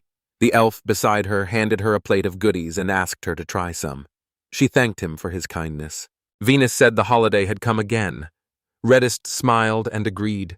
The elf youth asked which holiday it was and exactly where it would take place. 10 days ago in Morlania, Nina said the town held a festival to celebrate the destruction of a pack of demonic wolves. The elf girl sitting next to Retta said she was surprised they had also dealt with the demonic wolves, and Retta agreed, adding that this time they had not done it without help. The young man looks up at the sky and says that although the black dragon has been defeated, things will only get harder from now on. The elf girl holds out her open palm, turns to Mr. Red to show it, and he asks whether they are really the seeds of the fruit served with the meal. Closing her eyes, the oath girl called on the spirit of the earth, and a magical seal appeared above her palms as she asked it to share its power with life. Suddenly the seed sprouts, and a small plant appears in the girl's hands. Mina told Mrs. Adita it was amazing. The girl said elves can grow plants. Smiling sweetly, a tree began to sprout in her hands. Ms. Adita Winks says the big tree will need only about 3 years to reach full size, and by summer, the rest of the trees will be lush. A male elf steps forward and apologizes to Mr. Red for waiting. The surprised boy says he thought he would not see the elder, Hilda, and Klaus, and that they were discussing the reward. The elder explained the village had little saved, so the reward would be 1/3 of the sale price of the black dragon's carcass. Retta is very surprised and asks whether it is really 1/3 and whether that is too much. The elder said they had helped them a lot, and some even thought 1/3 would not be enough. Klaus said the heroes should accept this for Mirror's future. Red paused, bowed, and said he would take care of her. Their wind blades and air barrier surprised him. Approaching the dragon, he uses the storage skill.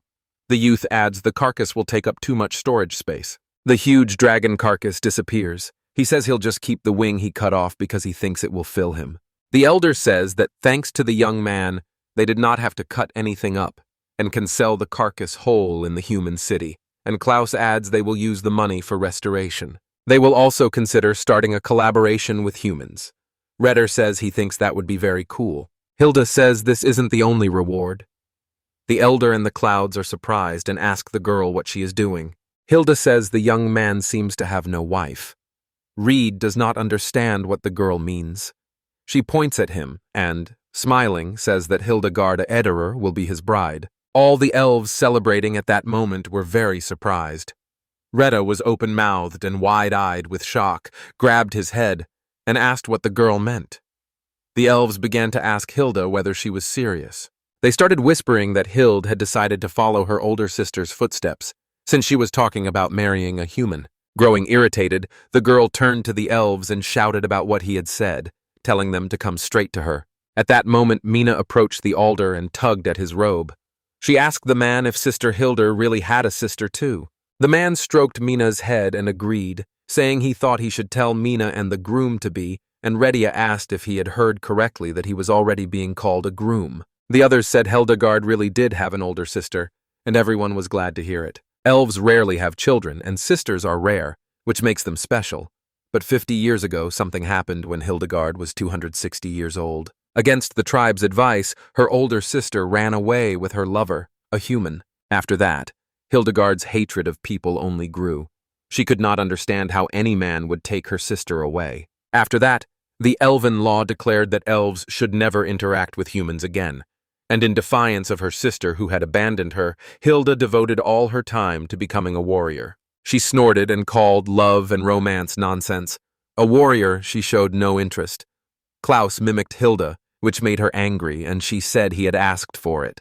Then she activated the seal and drew a sword. Drawing his sword, the young man followed the girl and laughed that she could not defeat her in close combat. A fight broke out. Other elves cheered and backed Hilda and Klaus. Red scratched his head and asked whether the marriage was real or a joke. Mina noticed the young man's nervousness and awkwardly asked if he was all right. The next morning the sun shone brightly, and a huge seal lay on the ground with a harnessed cart beside it. Kiddo asked Mina if they could play together next time. Mina agreed and said she was looking forward to it. Hilda told Retta they'd miss him, but he wouldn't be alone for long because the girl would soon come to him. Retta smiled awkwardly and said the girl had brought it up again. He opened her eyes, smiled, and said it was natural. Now she knew what her sister had felt. It was natural to want to live with the man she loved. Rita asked if the girl was serious about him as her lover, and Hilda cried out in embarrassment, saying she could not joke about it because she had truly fallen in love with the young man. Klaus stood behind him, mocking Hilda again and calling her a warrior. Redo tried hard not to laugh. Then Hilda punched Klaus in the face, and Redo truly felt sorry for him. The village chief patted Red on the shoulder and called him dear groom. He said that if he did not like the idea of marriage, he could force her out. Red laughed awkwardly, and at that moment he would be the kicked Klaus. Redath considered sending Hilda away, but realized it was impossible. Klaus then approached and asked if they were leaving already. Redath agreed and said it was time to go. At last, the harness leash moved straight to the center of the seal. The other elves wished their friends good luck. Retta and Mina waved and said goodbye. Moving through space, Red realized this adventure had both dragons and elves. The guild and Mrs. Millet will be very surprised. Later, the hero met Mrs. Millet. The girl screamed and asked how it could happen. They said nothing to her and simply disappeared. Red thought she burst into tears and began to scold them. Wiping away her tears, the girl said she was very worried. Nina had also been missing for 2 full days. Nina and Retta bowed apologetically and huddled beside them under a cloak. The girl said she thought Red and Mean were in trouble, that they were fed up with how the guild treated them and had gone elsewhere. Those awful thoughts kept circling in her head. She grabbed the boy's hand and sobbed, thanking them for coming back. Klaus cut in and apologized to the girl. He removed his hood and said Red was out of town because he was saving them. Noticing the stranger's pointed ears, the girl's vision suddenly blurred, and she was surprised to see an elf standing in front of her. After a while, the girl began writing and said that Mr. Redow was a healer in the elven village who helped destroy the black dragon, and she apologized for causing such a mess. Redis forced an awkward smile and agreed. The girl said the elves planned to sell the black dragon to fund the village's restoration. Klaus nodded and agreed. Kluk then called someone and spoke to Mr. Red, reminding the young man that he could store. A nervous smile crossed the girl's face as she asked if the boy had brought the dragon there. She shook her head and wondered what she was saying. He couldn't put a dragon there. Red and the girl laughed nervously as they looked at each other. Then Klaus interrupted and said they had brought it, wanting the guild to appreciate it, and the girl looked terrified. Calling out, she warned Red not to bother this dragon and, with tears in her eyes, said no one in the local guild could appreciate it. Klaus said it was a problem. Rita suggested he go to the capital, though he didn't really want to. She asked them to wait, and added she would call members of the capital guild to assess the black dragon. Red smiled innocently and asked the girl to do it then. Clouds asked her to estimate how long it would take. After a moment, she said 2 weeks would be enough. Klaus stood up and said he was going back to the village. He then remembers that their village decided to take the opportunity to establish ties with the people and says he looks forward to working with them again. The girl says she understands and shakes Klaus's hand, and the boy says he'll tell the elder and they'll expect them in 2 weeks. The heroes leave the Adventurers Guild. Klaus asks whether he should buy baked fruit for Katha and Adita. Wada laughs and tells Klaus he's a pretty good father. Klaus tells the boy he's not bad either. They bow, and Klaus thanks Red for his help and says goodbye. Red returns the farewell and says they will meet soon. Klaus pats Mina's head and says he'll bring Kat next time so they can play together. Mina is happy and agrees. They say goodbye. Rita thinks about Klaus calling him father, and, looking at Mina, thinks they should have a proper talk. So he starts stroking the girl's head. Mina says it tickles, then asks the boy what is wrong with him. Redis said that when they return they will have to apologize to Riggs and Melon, and he smiles in agreement with the young man. Later that night, everyone went to bed. Mina dreamed the hooded girl told her that Mina had only cared about her own happiness and would never forgive her for it. Mina turned and saw Red, completely devastated and with no emotion on his face. A hooded girl stood behind him with bloody tears streaming from her eyes. Drawing a blade, she plunged it into Red's neck. Mina could only tell her to stop. Mina suddenly woke from the dream. Sitting up in bed and seeing Red beside her, she said it had only been a dream. Tears came when she took the young man's hand, and she cried through the night sitting beside Red and holding his hand. The next morning, Nosha arrived at the Adventurers Guild to meet Millet. After her report, Red said there was no record of anyone searching for Mina. She agreed and said their headquarters in the royal capital had contacted the various branches. She bowed and apologized to the young man for not being able to help. Rita waved his hands and said the girl did not have to bow because he was already grateful to her. Soon, Retta comes over and apologizes for the wait. They have no tasks today, so they can just take a walk. Mina smiles and agrees. Strolling through the city, they reach a shopping street and pass a shop where ripe vegetables are laid out. Then they had to go to a sweet shop where a cute girl was calling. Nina was surprised by how many cookies there were. Rita tries the sweets and is surprised at how tasty they are. Mina samples the cookies and is surprised at how crispy they are. Retta looked at the girl and thought things were going well. The walk seemed to have greatly encouraged Mina. 3 nights ago she cried hard and felt depressed the whole time. It seems she had a bad nightmare that night. Later, after leaving the candy store, Red and Mina reach a bridge that spans a small river. Delighted, Mima asked Red to look into the water. Fish were there, their scales shining beautifully. The young man agreed and looked into the water with her. He realized that no matter how he looked at it, he couldn't leave her alone, and it would probably be better to tell her everything. The young man turns to Mina and says he needs to have an important talk with the girl, and Mina, surprised, asks about it again while the girl watches him, tense. Rita said he had never been married and didn't know how to raise children, but if the girl was willing, she could be his daughter and he would be her father, so he wanted to ask her to be part of his family. As the young man stroked my head, the girl began to cry, talked about family, and asked if he was sure, and if she could really become part of his family. A voice suddenly said that of course she couldn't do that. It belonged to the girl who had appeared in Mina's dream earlier. Redder shielded Mina with his body and asked the girl who she was. The girl pulled back her hood and Mina studied her closely. She began crying, stepped in front of Radha and spoke to her sister. He was surprised to discover he had already met Mina's sister. The girl agreed with a blank look, waved her hand, and said she and Mina hadn't seen each other in a long time. The girl said she was looking for Mina. Grinning, she replied that she was glad the girl was safe. Mina didn't understand what her sister meant. Her sister started twirling a blade on her finger as she spoke. She had actually said she wanted to join his family. She threw the dagger straight at the young man and said she could not forgive him for that. The boy dodged the dagger with skill. Red asked the girl what she planned. Minus's sister smirked and said the boy seemed clumsy, but at least he reacted. Panicked, Mina called her sister, but her sister got angry and told Mina to wait. She said she would beat the old man first and then it would be Mina's turn. The girl was stunned, but he immediately covered her with his hand. Then he asked what she was saying. Minus's sister told him to shut up and threw another dagger at him. Using magic, Red drove him off and asked whether the girl was her sister. The girl agreed and said her name was Runa. Then she jumped off the roof of the building. After landing, the girl said this was quite typical of the old man. She was a mean sister. Retta noticed Runa was acting very strangely. Dealing with Runa would be hard because she was very strong. Retta told Mina to hide behind that bridge. Mina agreed and ran away.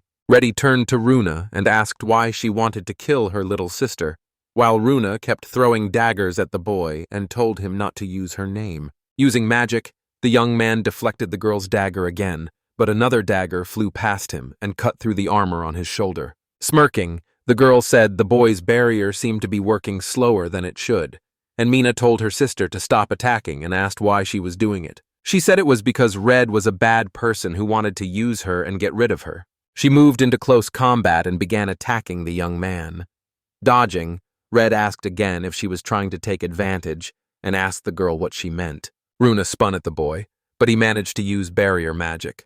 The girl smiled and asked him if his magic had really gotten stronger after meeting Mina. Red froze in surprise. Runa jumped aside and said he was using Mina's skill called Gift. The girl forms several magical seals and daggers begin to fly out. Red A asked about the gift and what else it was. Red dodged it skillfully. Runa goes on, saying the young man knows Mina's skill strengthens the nearest target. Red shook out his cape and said he now knew why he had recently been able to heal 12 people and why he had also managed to cut off a dragon's wing. Runa had no idea what the young man was talking about. Mina distracted them and told her sister to stop, saying Retta was not a bad person.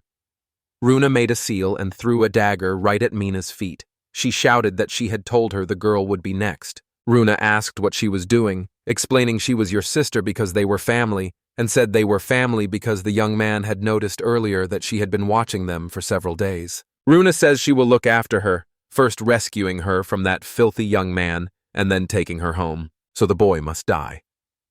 Daggers kept flying at him, and Red tried to dodge but still failed to avoid one. Mina panicked and called Retta. Retta said he was fine to calm her. Runa interrupted and said she and Mina should go home together for that reason. Runa is sure that if they return together, both will be forgiven.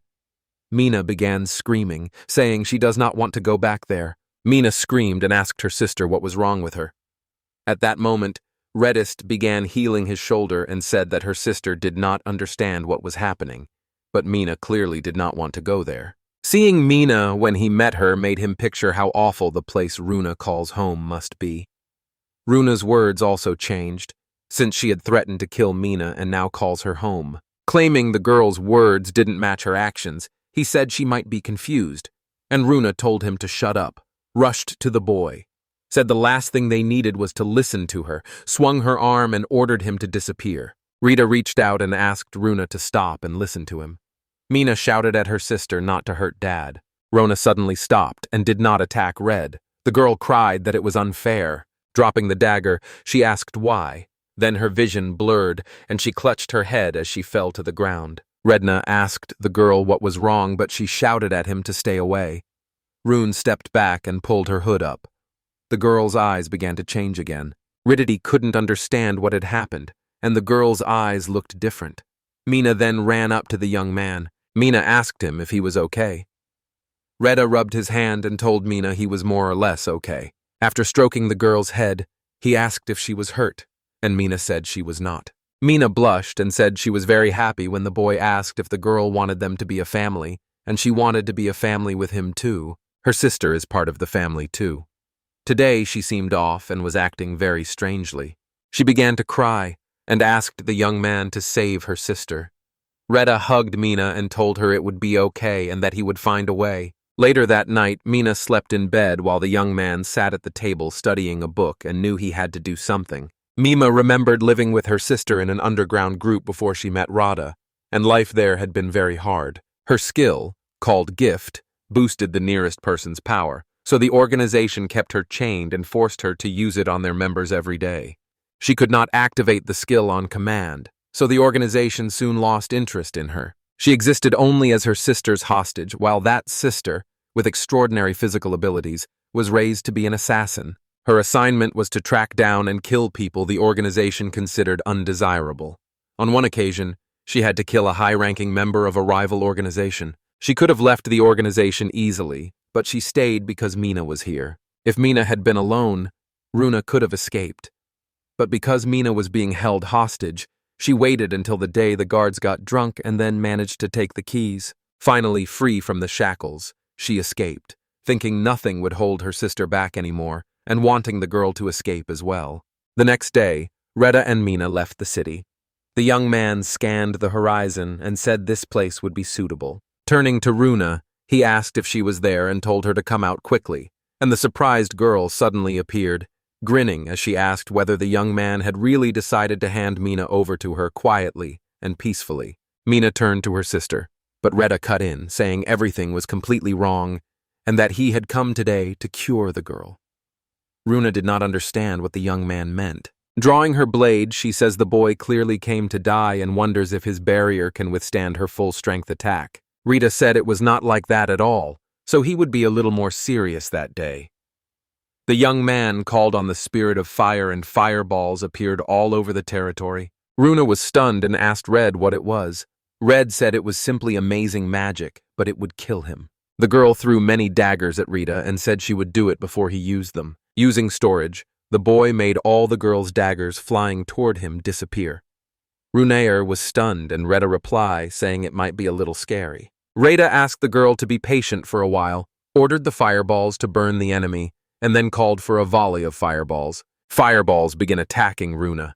She grits her teeth and starts dodging them. A massive volley of fireballs flew toward Rune, hit the ground, and exploded. The girl dodged, then threw her blade at the boy, but he used his storage skill to send the flying dagger into his inventory. He fired fireballs straight at Rune. Since throwing them was useless, the girl said she would cut off the boy's head in close combat. Runa suddenly appeared right behind the boy, and Mina, clutching Red's cloak, called to her sister in fear. Rita glanced back and activated the wind barrier as the ruin struck the seal on the ground. Shocked, she realized the young man had lured her into a trap. The spell sent her flying into the air. Retta flexed his fists and said he could grab the girl now, then activated another skill and summoned chain shackles to shackle her. Runa began to fall, but Red caught her. Mina sighed with relief. The girl screamed and begged the young man to let her go immediately. Turning to Mina, she explained what was happening and why the girl had left her. Mina said that was not the case at all. Runa said she would take the girl home and kill her. Rita said the girl had tried hard and that everything was fine now. Runa did not understand what the young man meant. Without explanation, Rated activated the seal on his hand and invoked magic to free her from control, then placed his hand on the girl's face. Runa remembered the men who praised her for taking down the leader of that hostile organization. The man took the Rod of Dominion, used it, called out Rune Pierce, and ordered her to bring her sister Mina Pierce back home. She also had to kill anyone who stood in her way. Reno felt afraid and asked what it was. Her vision suddenly began to blur. The staff in the man's hands shattered as she screamed, and he blamed the runaway girl for the loss of his precious staff. The girl cried out in pain, and then her eyes changed color. After a while, she was in the city, standing on the roof of a building. Smirking, she said she had found Mina and wanted her brought home, while Rune's voice snapped at him not to bring her back. Writhing in pain, she kept saying Nina had to be brought back home while her eye changed color again. Reddit kept his hand on the girl's face as she began to cry and call for her sister, remembering how mean the smile had been when she was next to the boy. Just as Runa felt very ill, another consciousness surfaced, relieved that she had already regained awareness. Runa clutched her head, confused about what was happening and why she was there, and she noticed Rata stroking Mina's head and said it wasn't fair that only Mina got attention. A dark aura started to consume her. The girl said it wasn't fair. Runa's other personality said otherwise and that emotions should not take over. Consumed by a dark aura, Mina begged for it all to stop. It wasn't fair. Runa could see from Mina's face that the control couldn't be suppressed. Mina pleaded for someone to save her. Tears in her eyes, she said she would kill them. At that moment, Rita held his hand against Runa's face. The girl asked someone for help. Red called out that he would save the girl immediately. The spell kept working, and the dark shadow over Rune's eyes began to crack and then broke apart. Looking up at the sky, the girl saw a bright sun and a smiling Red. Runa began to cry. Mina called to her. Runa jumped back and told Mina to stay away. With tears in her eyes, she admitted she had said many hurtful things. Mina shouted that everything was fine and that she understood perfectly. Runa apologized to Mina because seeing Mina happy made Runa very jealous, and she wondered why she was not happy, and then became very angry. Nina rushed over to her sister Runa and apologized for running off alone. Runa stroked Nina's hair and told her there was no need to apologize because Nina had done nothing wrong. Runa then turned to Red and told her to take care of Mina because she had to go back. She should go back and claim Mina is dead or something. Anyway, she'll come up with something. Nina panicked, astonished that she had really said she would come back and think of something. Rita shouted that she could not do that and he would not allow it. Runa said she had to, or they would come looking for them, and that he would figure out how to get rid of them and protect the girls. Fear shook Runa as she pressed her lips together and balled her fist. Reda had offered to let her live with him and Mina. Mina had told him she wanted them to be a family. That means Runa is part of their family too. Smirking, the girl said the boy had suggested something strange. Rita grabs her by the shoulders and says he doesn't care whether he proposed or not. That meant Runa saw him happy. To make Runa happy, he asks her to join their family, and she is left stunned and speechless. Tears came as she agreed to rely on the young man, and Mina threw herself at Runa. The girls hugged and began to cry. Runa apologized to Mina for frightening her. Radha hugged the girls too and smiled. The heroes stood together in the middle of the field and hugged. A light wind blew over their clothes. Soon Mina was clinging to Red's neck, giggling as he called him Daddy. A friend said Mina speaks to Red with such affection and kindness.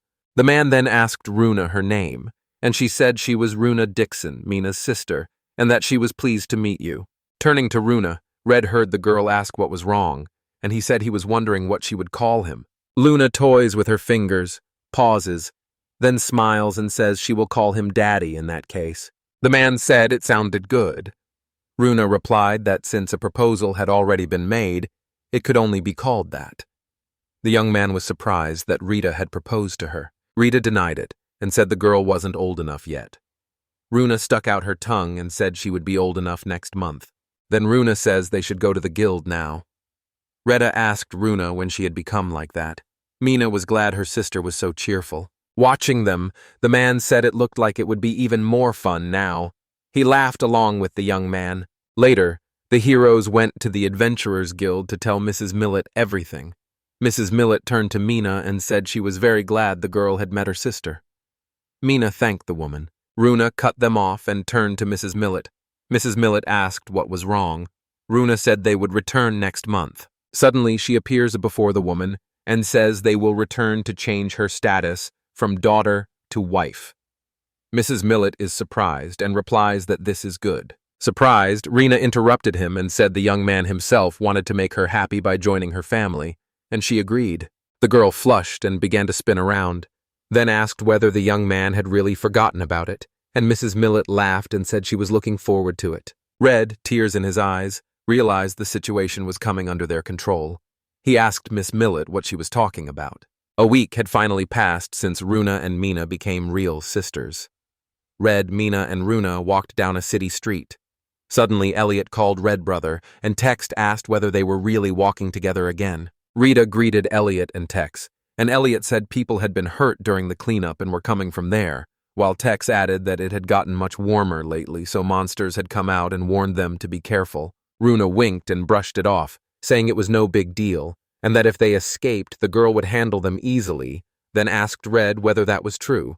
Red agreed. Tex said that was encouraging. Reddit added that as a parent he could not let Runa overdo it. Elliot said Reddit had not noticed how energetic Runa was. He grabbed the boy and said they had to go to a great place for a drink. Retta whispered that he'd like to, but he didn't even know, fearing what would happen if his daughters found out. Runa interrupted them and told him to hurry because she was hungry and Nina was too. Elliot hugged himself, shaking, and said he understood everything about the boy. Red laughed nervously and said one was worse than the other. Ellie had said the thing that would hurt her most was Mina looking at him disapprovingly and telling him not to come near her again. Mina called to Red. Scratching his head, he apologized to the girls, said he was on his way, then waved to his comrades and left. Runa walked through the city, went up to the young man and asked him what made the place great. Redder even choked. Rubbing his head, he said a friend had told him there were excellent alcoholic drinks there. Runa smirked and whispered to Mina while Red was not looking. Mina walked over to the boy and pulled his cloak. Mina felt embarrassed and told Red it was very indecent, leaving the young man stunned. Mina turned to Runa and asked if that was okay. Runa laughed and patted the girl on the head. Rita said he really wasn't going there. After a while, Mina and the girl swept the yard, wearing long dresses with light scarves over their hair. While Runa and the man prepared food, a girl interrupted and said she had heard a man named Rita Dixon was staying with them. The young man sat at the table in his room, studying a book and practicing magic when he heard a stomp. Mina and Runa walked into the room. One of the girls said Red had a female guest. A young man scratched his head and asked who the guest was. Mina said she had forgotten to ask the guest's name. Rina giggled and suggested it might be their dad's ex-girlfriend. Red turned and said he would be mad.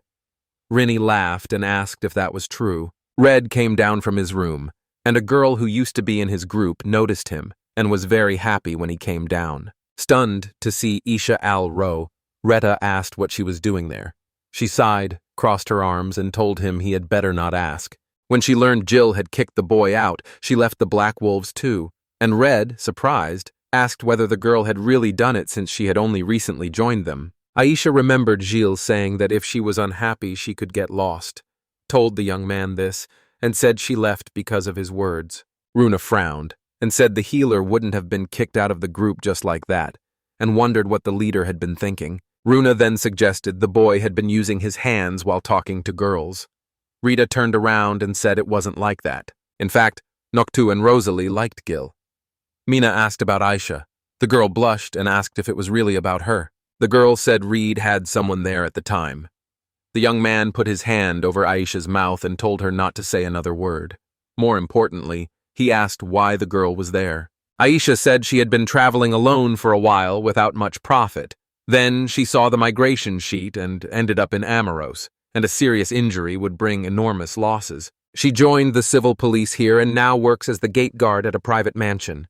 It is good that she stayed here. Redus said Aisha is now a guard, and he thinks that's great, and that the police pay is steady.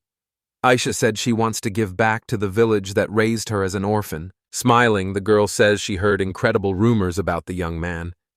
Is it true he killed a dragon in the elven settlement? Runes gave a nervous smile and asked whether she had heard correctly about dragons and elves. Minas returned the smile and said that Dad had tried very hard. Surprised, Aisha said she had already begun to think it was just someone with the same last name, but it turned out to be true. Rita laughed nervously, scratched the back of his head, and said he was just a surprise. Aisha and Runa were suddenly stunned. Aisha folded her arms across her chest, exhaled, and said that unlike Gil, the young man had accomplished a lot in 3 weeks. Redder asked whether the Black Wolves could not move up in rank.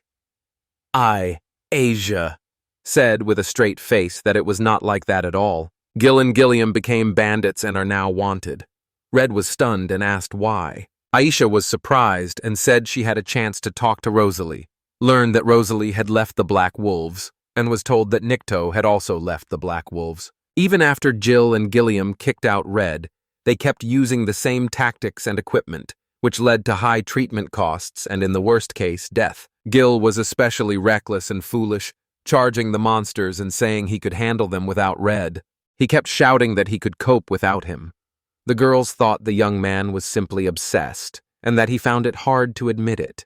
Aisha asked Rosalie if she no longer loved Gil. Rosalie smiled and said she had loved him before, but now he was hopeless. Aisha told Red the story like this. They also had to buy healing supplies. In the end, they took out a loan and fled. That is how they became bandits. Runa smiled nervously. Mina and Retta were shocked, and Retta scratched the back of his head, looking very depressed. According to him, if he remembered correctly, Gil had been a troublemaker for a long time, though he was always a smiling, kind man. Mina reached out to the young man to lift his spirits. The girl said he couldn't change anything here. Aisha agreed. Aisha then changed the subject and said she was curious about something. Looking at Mina and Runa, she asked who the cute girls next to him were. Smirking, she asked whether the boy had really kidnapped them and suggested reporting it to the police. Rita shouted that the girl should not even think about it. Aisha laughed and said it was just a silly joke, so the boy need not worry. Runa blushed and said he had stolen her heart. Aisha laughed again. Aisha said her name is Aisha Alcro, and that she is a former member of Red's group. She says she is very happy to meet Runa and Mina. Mina smiles and says she is Mina Dixon, Red's daughter.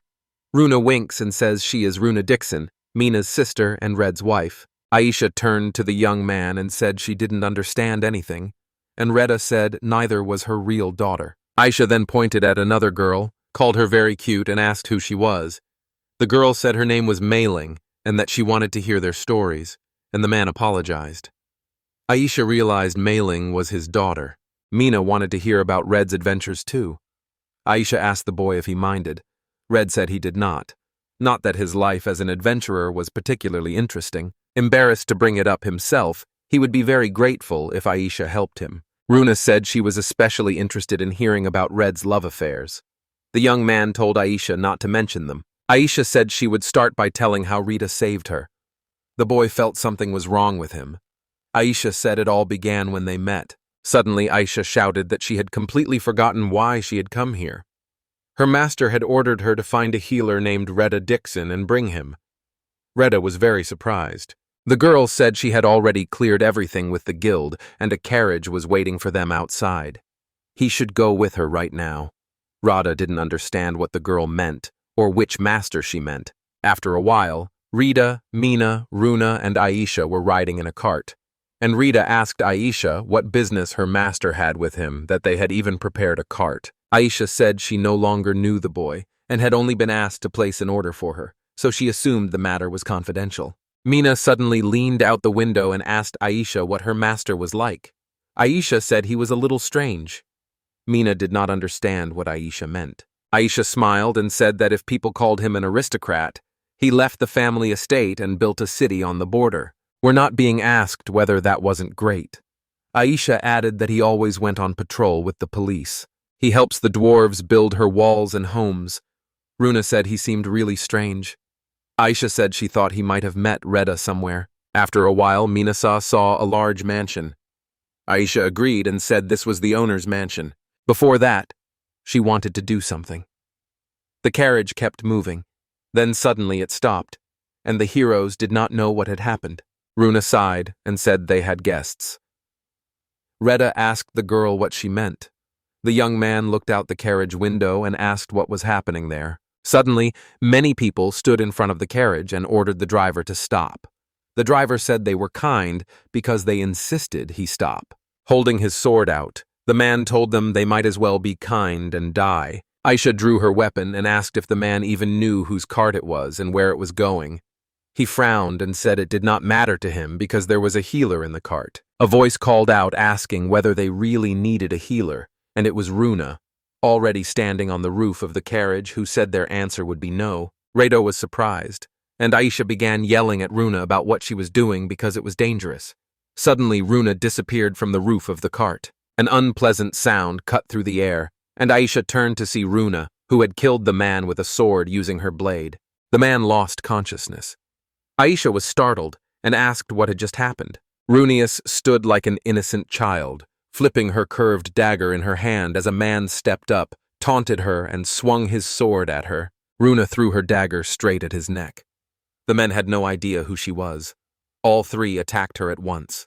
With a single leap, Runaid took out all three by striking the backs of their heads.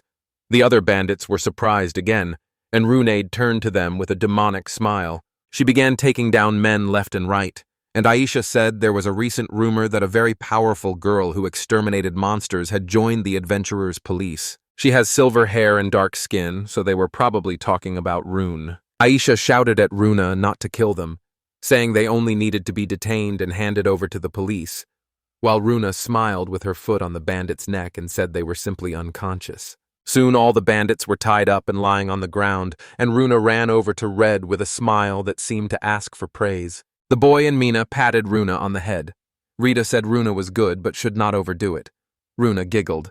Aisha interrupted, saying the police would take care of the rest, and it was time to move on. Rita and the girls climbed into the carriage and set off. The young man then spotted the owner's mansion, large and majestic. Mina called her sister to see the beautiful view. Runa was surprised by how many houses filled the city. They also noticed the Mustachio dwarf's shop. Rita told Aisha that they seemed to prefer the city's scenery to the mansion. Aisha laughed and agreed with the young man. After a while, they reach Aisha's master's mansion, where a stately man meets them and greets Mr. Redixon and the young ladies. Introducing himself as Maisel, the butler, he invites the guests inside because the owner is waiting for them. Walking down a long corridor, the heroes enter a room with a huge door and find a young man and a girl waiting, and the young man spreads his arms and says he is happy to see Redixon. A young man claims to be the master of the city of Amorta and says his name is Tita Amert Rodenbert. The girl beside him says her name is Gabrielle Rodenbert. Retta shakes the boy's hand, says it's nice to meet him, and introduces himself as Retta Dixon, while the girls also introduce themselves and give their names. They sat down on the sofas. Tita said they had been told what had happened. Tita and Gabriel bowed. The young man asked the guests to let them apologize first for what had happened. Runa said she was surprised to see the nobility bow to the commoners, which made the commoners seem important, and that Tito was very strange, just as she'd been told. Rita politely asked them to look up as they accepted their apologies. Tita smiled and thanked Mr. Redixon for coming to his estate, the young man seeming kind enough, and then Rita, putting his hand on his chest, asked Mr. Rodenbert why he had invited them to his estate. Smiling, the young man told the guests they didn't need to be so formal and could just call him Tita. The locals call him that. Rita agrees and calls the hero Mr. Tita. Tita's face goes serious, and he says that before the boy asks, they should get straight to the point, because he wants the boy to heal his sister, Valerie. Declaring that it's better to see once than to hear 100 times, he invites them to go through, and they agree to follow. Then Mr. Tita turns to Mazel, and the butler agrees and leads the estate's guests behind him. They go up to the manor's back room. Mr. Tita says his sister's room is further down the hall. Butler Maisel turns to Runa and Mina and tells them to go with him. They prepare some delicious tea and sweets for them. The girls are surprised and ask what he means. Gabriel steps in, confused, and apologizes that this is not something to show little girls. Runa puts her hands behind her head and nods in agreement. Mina agrees too and wishes her dad good luck. The young man waves to the girls. Retta then asked what condition their sister was in. Mr. Tito was at a loss for words, but Gabrielle cut him off and said it had happened a year ago. They were at a remote house by a lake, having dinner with the whole family, and everyone was happy, when suddenly a terrible flame burst from her body. Mr. Tito said it looked like she was engulfed in flames, but it put her into a coma that has now lasted a year. Reyna asked if the girl had been examined by a doctor, and Mr. Tita sighed, saying she had been seen by doctors and that even the capital's healers had come but were powerless. Recently, Mr. Tita discovered that an unusual healer had arrived at the Adventurers Guild. The young man knocked on the door and told his sister Valerie they were going to her room. Rita steps into the room first. He apologizes to Mrs. Valerie for intruding. The girl lies quietly on the bed. The young man was stunned by what he saw as a frail girl lay on a huge bed and two friends stood at her bedside. At first, the young man thought she looked like she was sleeping innocently. Gabrielle then came up, took hold of the blanket and asked Valerie for forgiveness. The girl pulls back the blanket and inspects Valerie's burned body. Valerie wears very light nightclothes that barely touch her skin to avoid injuring the burns. Retta asked Mr. Tidd to examine her. Mr. Tidd agreed. Retta went to the girl and apologized. He says he is Rhett Addixon and that he came to heal her. The young man doubted they were real burns because the body showed no inflammation. Reaching out, he touches the dark spot and uses healing magic. The boy thinks they could be scars.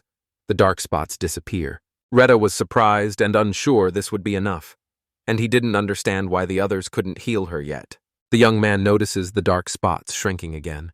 The area that had healed is now covered with dark spots once more.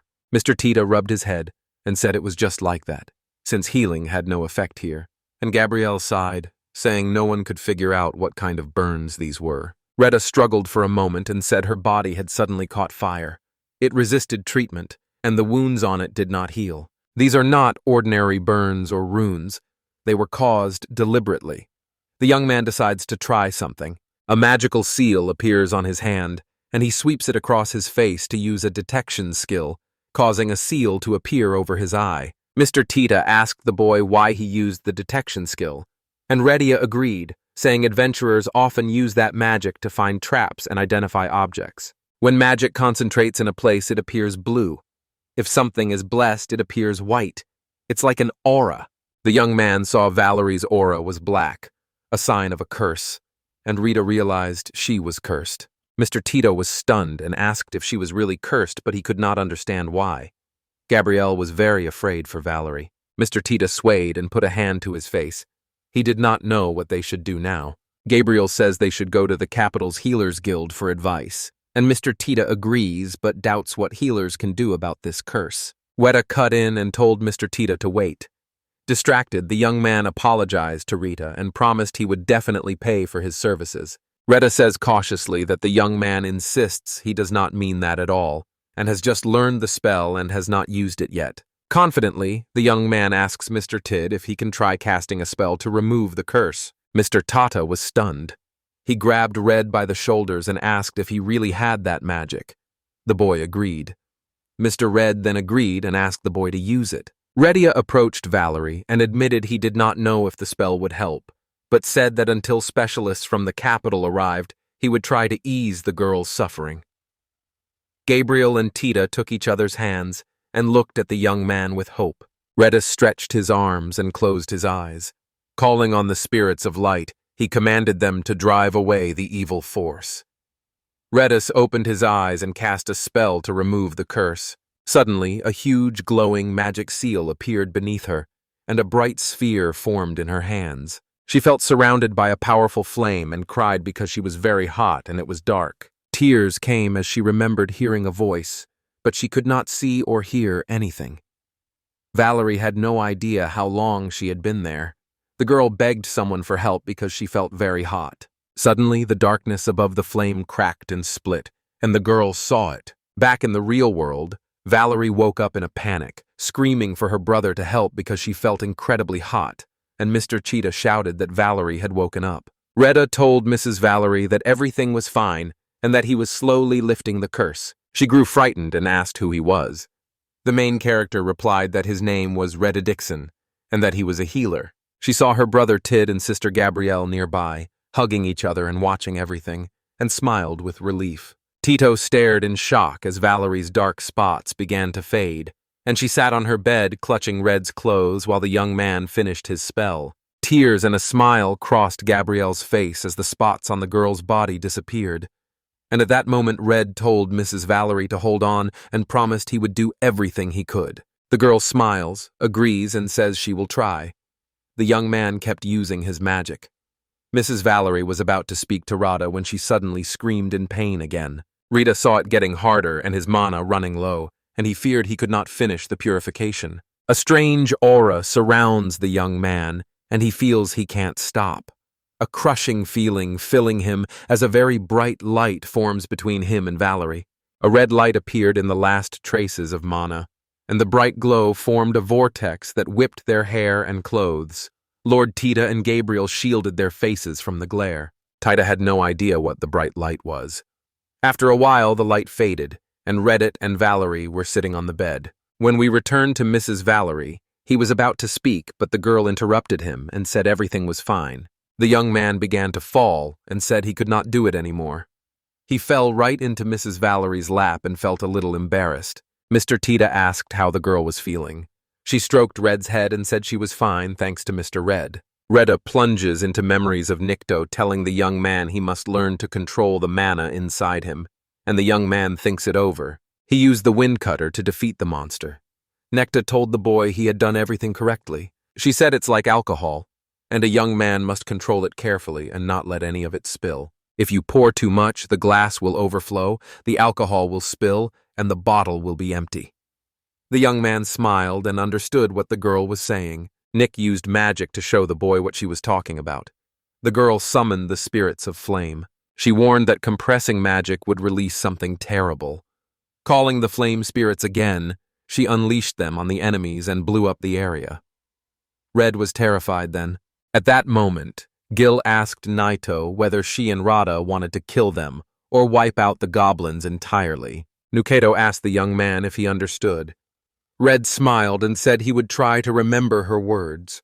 Nikto agreed, saying she was sure he could handle it. Reda touched his head and asked if it was a dream. He said he lost control and apparently blacked out, and still cannot cope with what he was taught earlier. Mr. Tita suddenly turned to him and said, "Good morning," sitting in a chair by the bed reading a book. And the young man said Reda had finally woken up and looked surprised. He turned and saw Mr. Teed getting up to apologize for taking their bed. Tita told the boy not to worry because he had saved his sister, and Mr. Tita was now declared dead.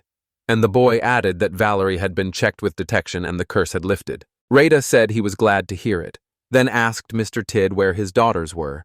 And Mr. Tid said Mina and Runa were in the bathroom, Valerie having been very insistent. Gabrielle urged Valerie to be careful because Valerie had only just recovered. Valerie agreed and thanked her sister. The girls entered the bathroom and looked very surprised. Mina smiled and said the bathtub was very large. Aisha shook her head and wondered why she was even there, still on duty and surrounded by such a crowd. Valerie told Aisha she had heard that Aisha and Mr. Rita had traveled together before, and Aisha agreed, frightened. Runa had thought it was fine when it was Ms. Gabriella, but now that Valerie was calling Dad by his first name, she felt very uneasy. Valerie said the bat was very nice and it felt wonderful. Runa agreed. Aisha interrupted and asked Valerie why she had called them all. Runa felt scared and wondered why Aisha had asked her. Valerie smiled and said she had a reason and wanted to ask the girls about Red. Gabriella, surprised, said this really was it. Valerie, embarrassed, admitted it was love at first sight. Runa was beside herself with rage. Runa went to Mrs. Valerie and told her she was from the aristocracy. She believed she should not fall in love with her commoner father. Valerie said everything was fine. Gabriel added that as a reward, Tita was even willing to marry her to him, but the girl stopped her. Runa said nervously that these stories are common, where a woman falls for her healer and ends up suffering. Nina came to her senses and said it was the same situation, but with Runa. The girl jumped up and asked Mina whose side she was on. Smiling sweetly, she said she was on her dad's side. Valerie smirked and said everything was clear now, and that to avoid future regrets, they should tell her about Red. Minus said fact 1, that Dad is very kind. Aisha said fact 2, that Rada has always been kind, though he was hard to rely on before and now seems quite popular. Runa suggested fact 3, saying she had no idea and that maybe she was just being kind. Valerie said that after hearing that feedback, she instantly wanted to be their mother. The girl reached out and said she was counting on Mina and Runa. Runa saw her as someone who starts wars. She squeezed Valerie's hand tightly and said the girl had asked for it. Valerie laughed nervously. Aisha wondered if she had understood everything correctly. Walking with Mr. Tita, Redo said the master had helped him cool down. Tita laughed and said he was proud of his hot spring. The young man then asked if the girls were really still in the bathroom. Tita suggested they have a drink together for now. Red agreed. A little while later, 2 girls came in and told Mom and Dad they were home, and Tita, Gabrielle, and Valerie greeted them. The girls were suddenly surprised to see Valerie there, asked her how she woke up and how she felt, and she said everything was fine now. The butler then caught his eye and said the girls should greet the guests first. They moved toward Red, Mina, and Rune. The blonde setter was named Oro Amert, and the dark-haired girl's setter was named Nero Amert. Tita told Reda that these were his daughters. They wanted to open a school this spring and were visiting to see how it would work. Rita said he was very happy to meet the girls. Tide said school was great. And Gabrielle interrupted to say they would finish with greetings and move on to dinner. Soon, everyone sat at a large table. Valerie offered Mr. Reed a taste of the meat. Mr. Reed thanked Valerie for her concern. Runa told him he couldn't eat only meat, and should eat vegetables too.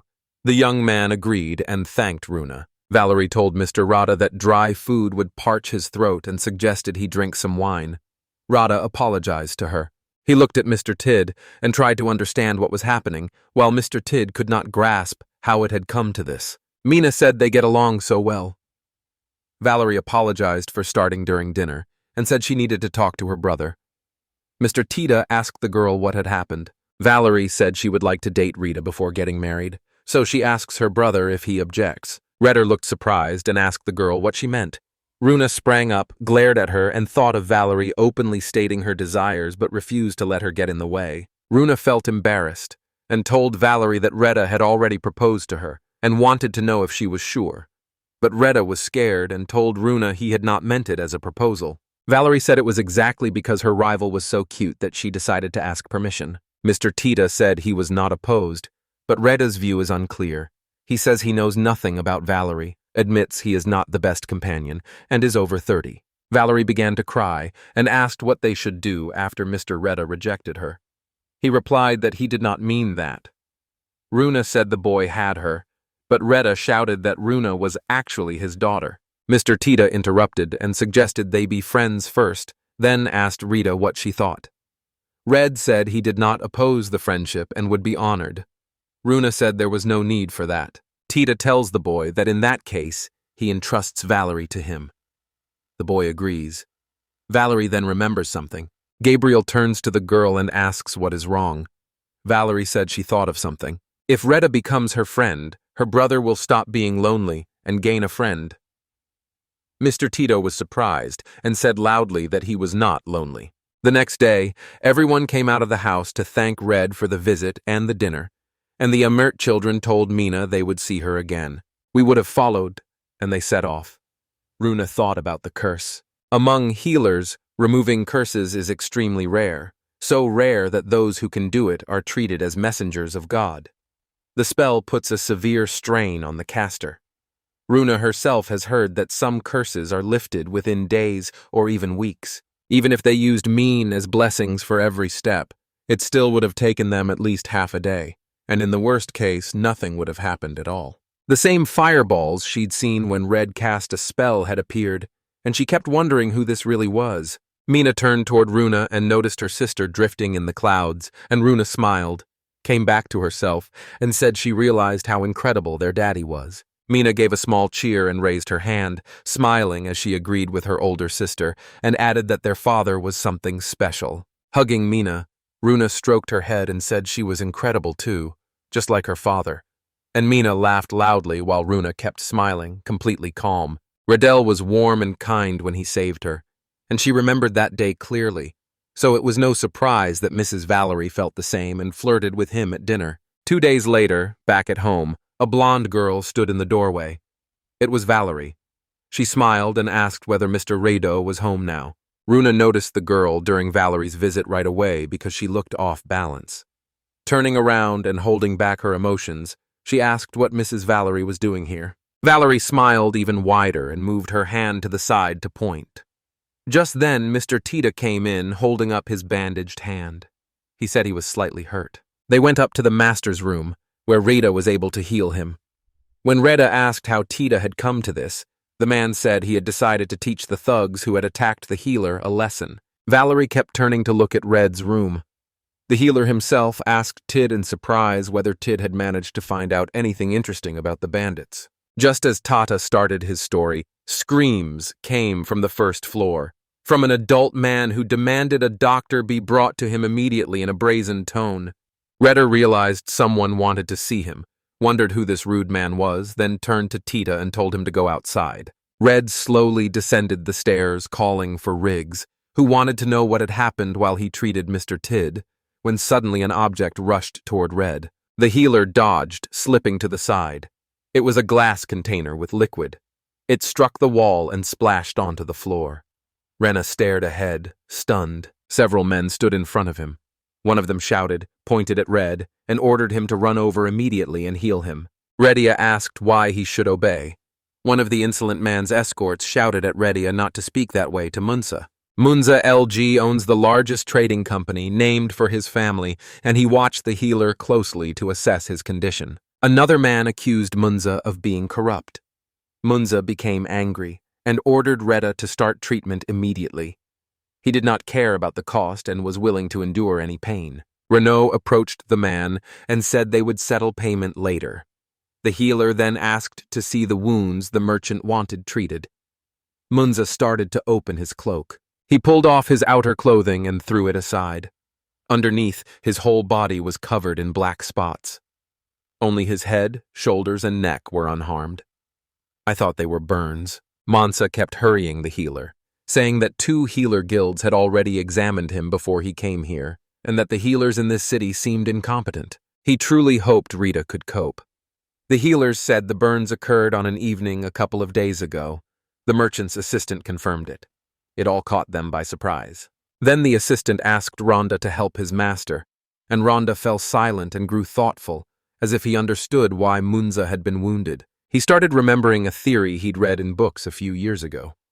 If the crush removal spell had worked correctly, it worked like this. Rita told the trading company owner the curses were made to return to the caster if dispelled, and Munza looked up in surprise. The assistant shouted that Redo showed no respect, saying a healer had no right to act that way or to mock their boss, and then the girl spoke up.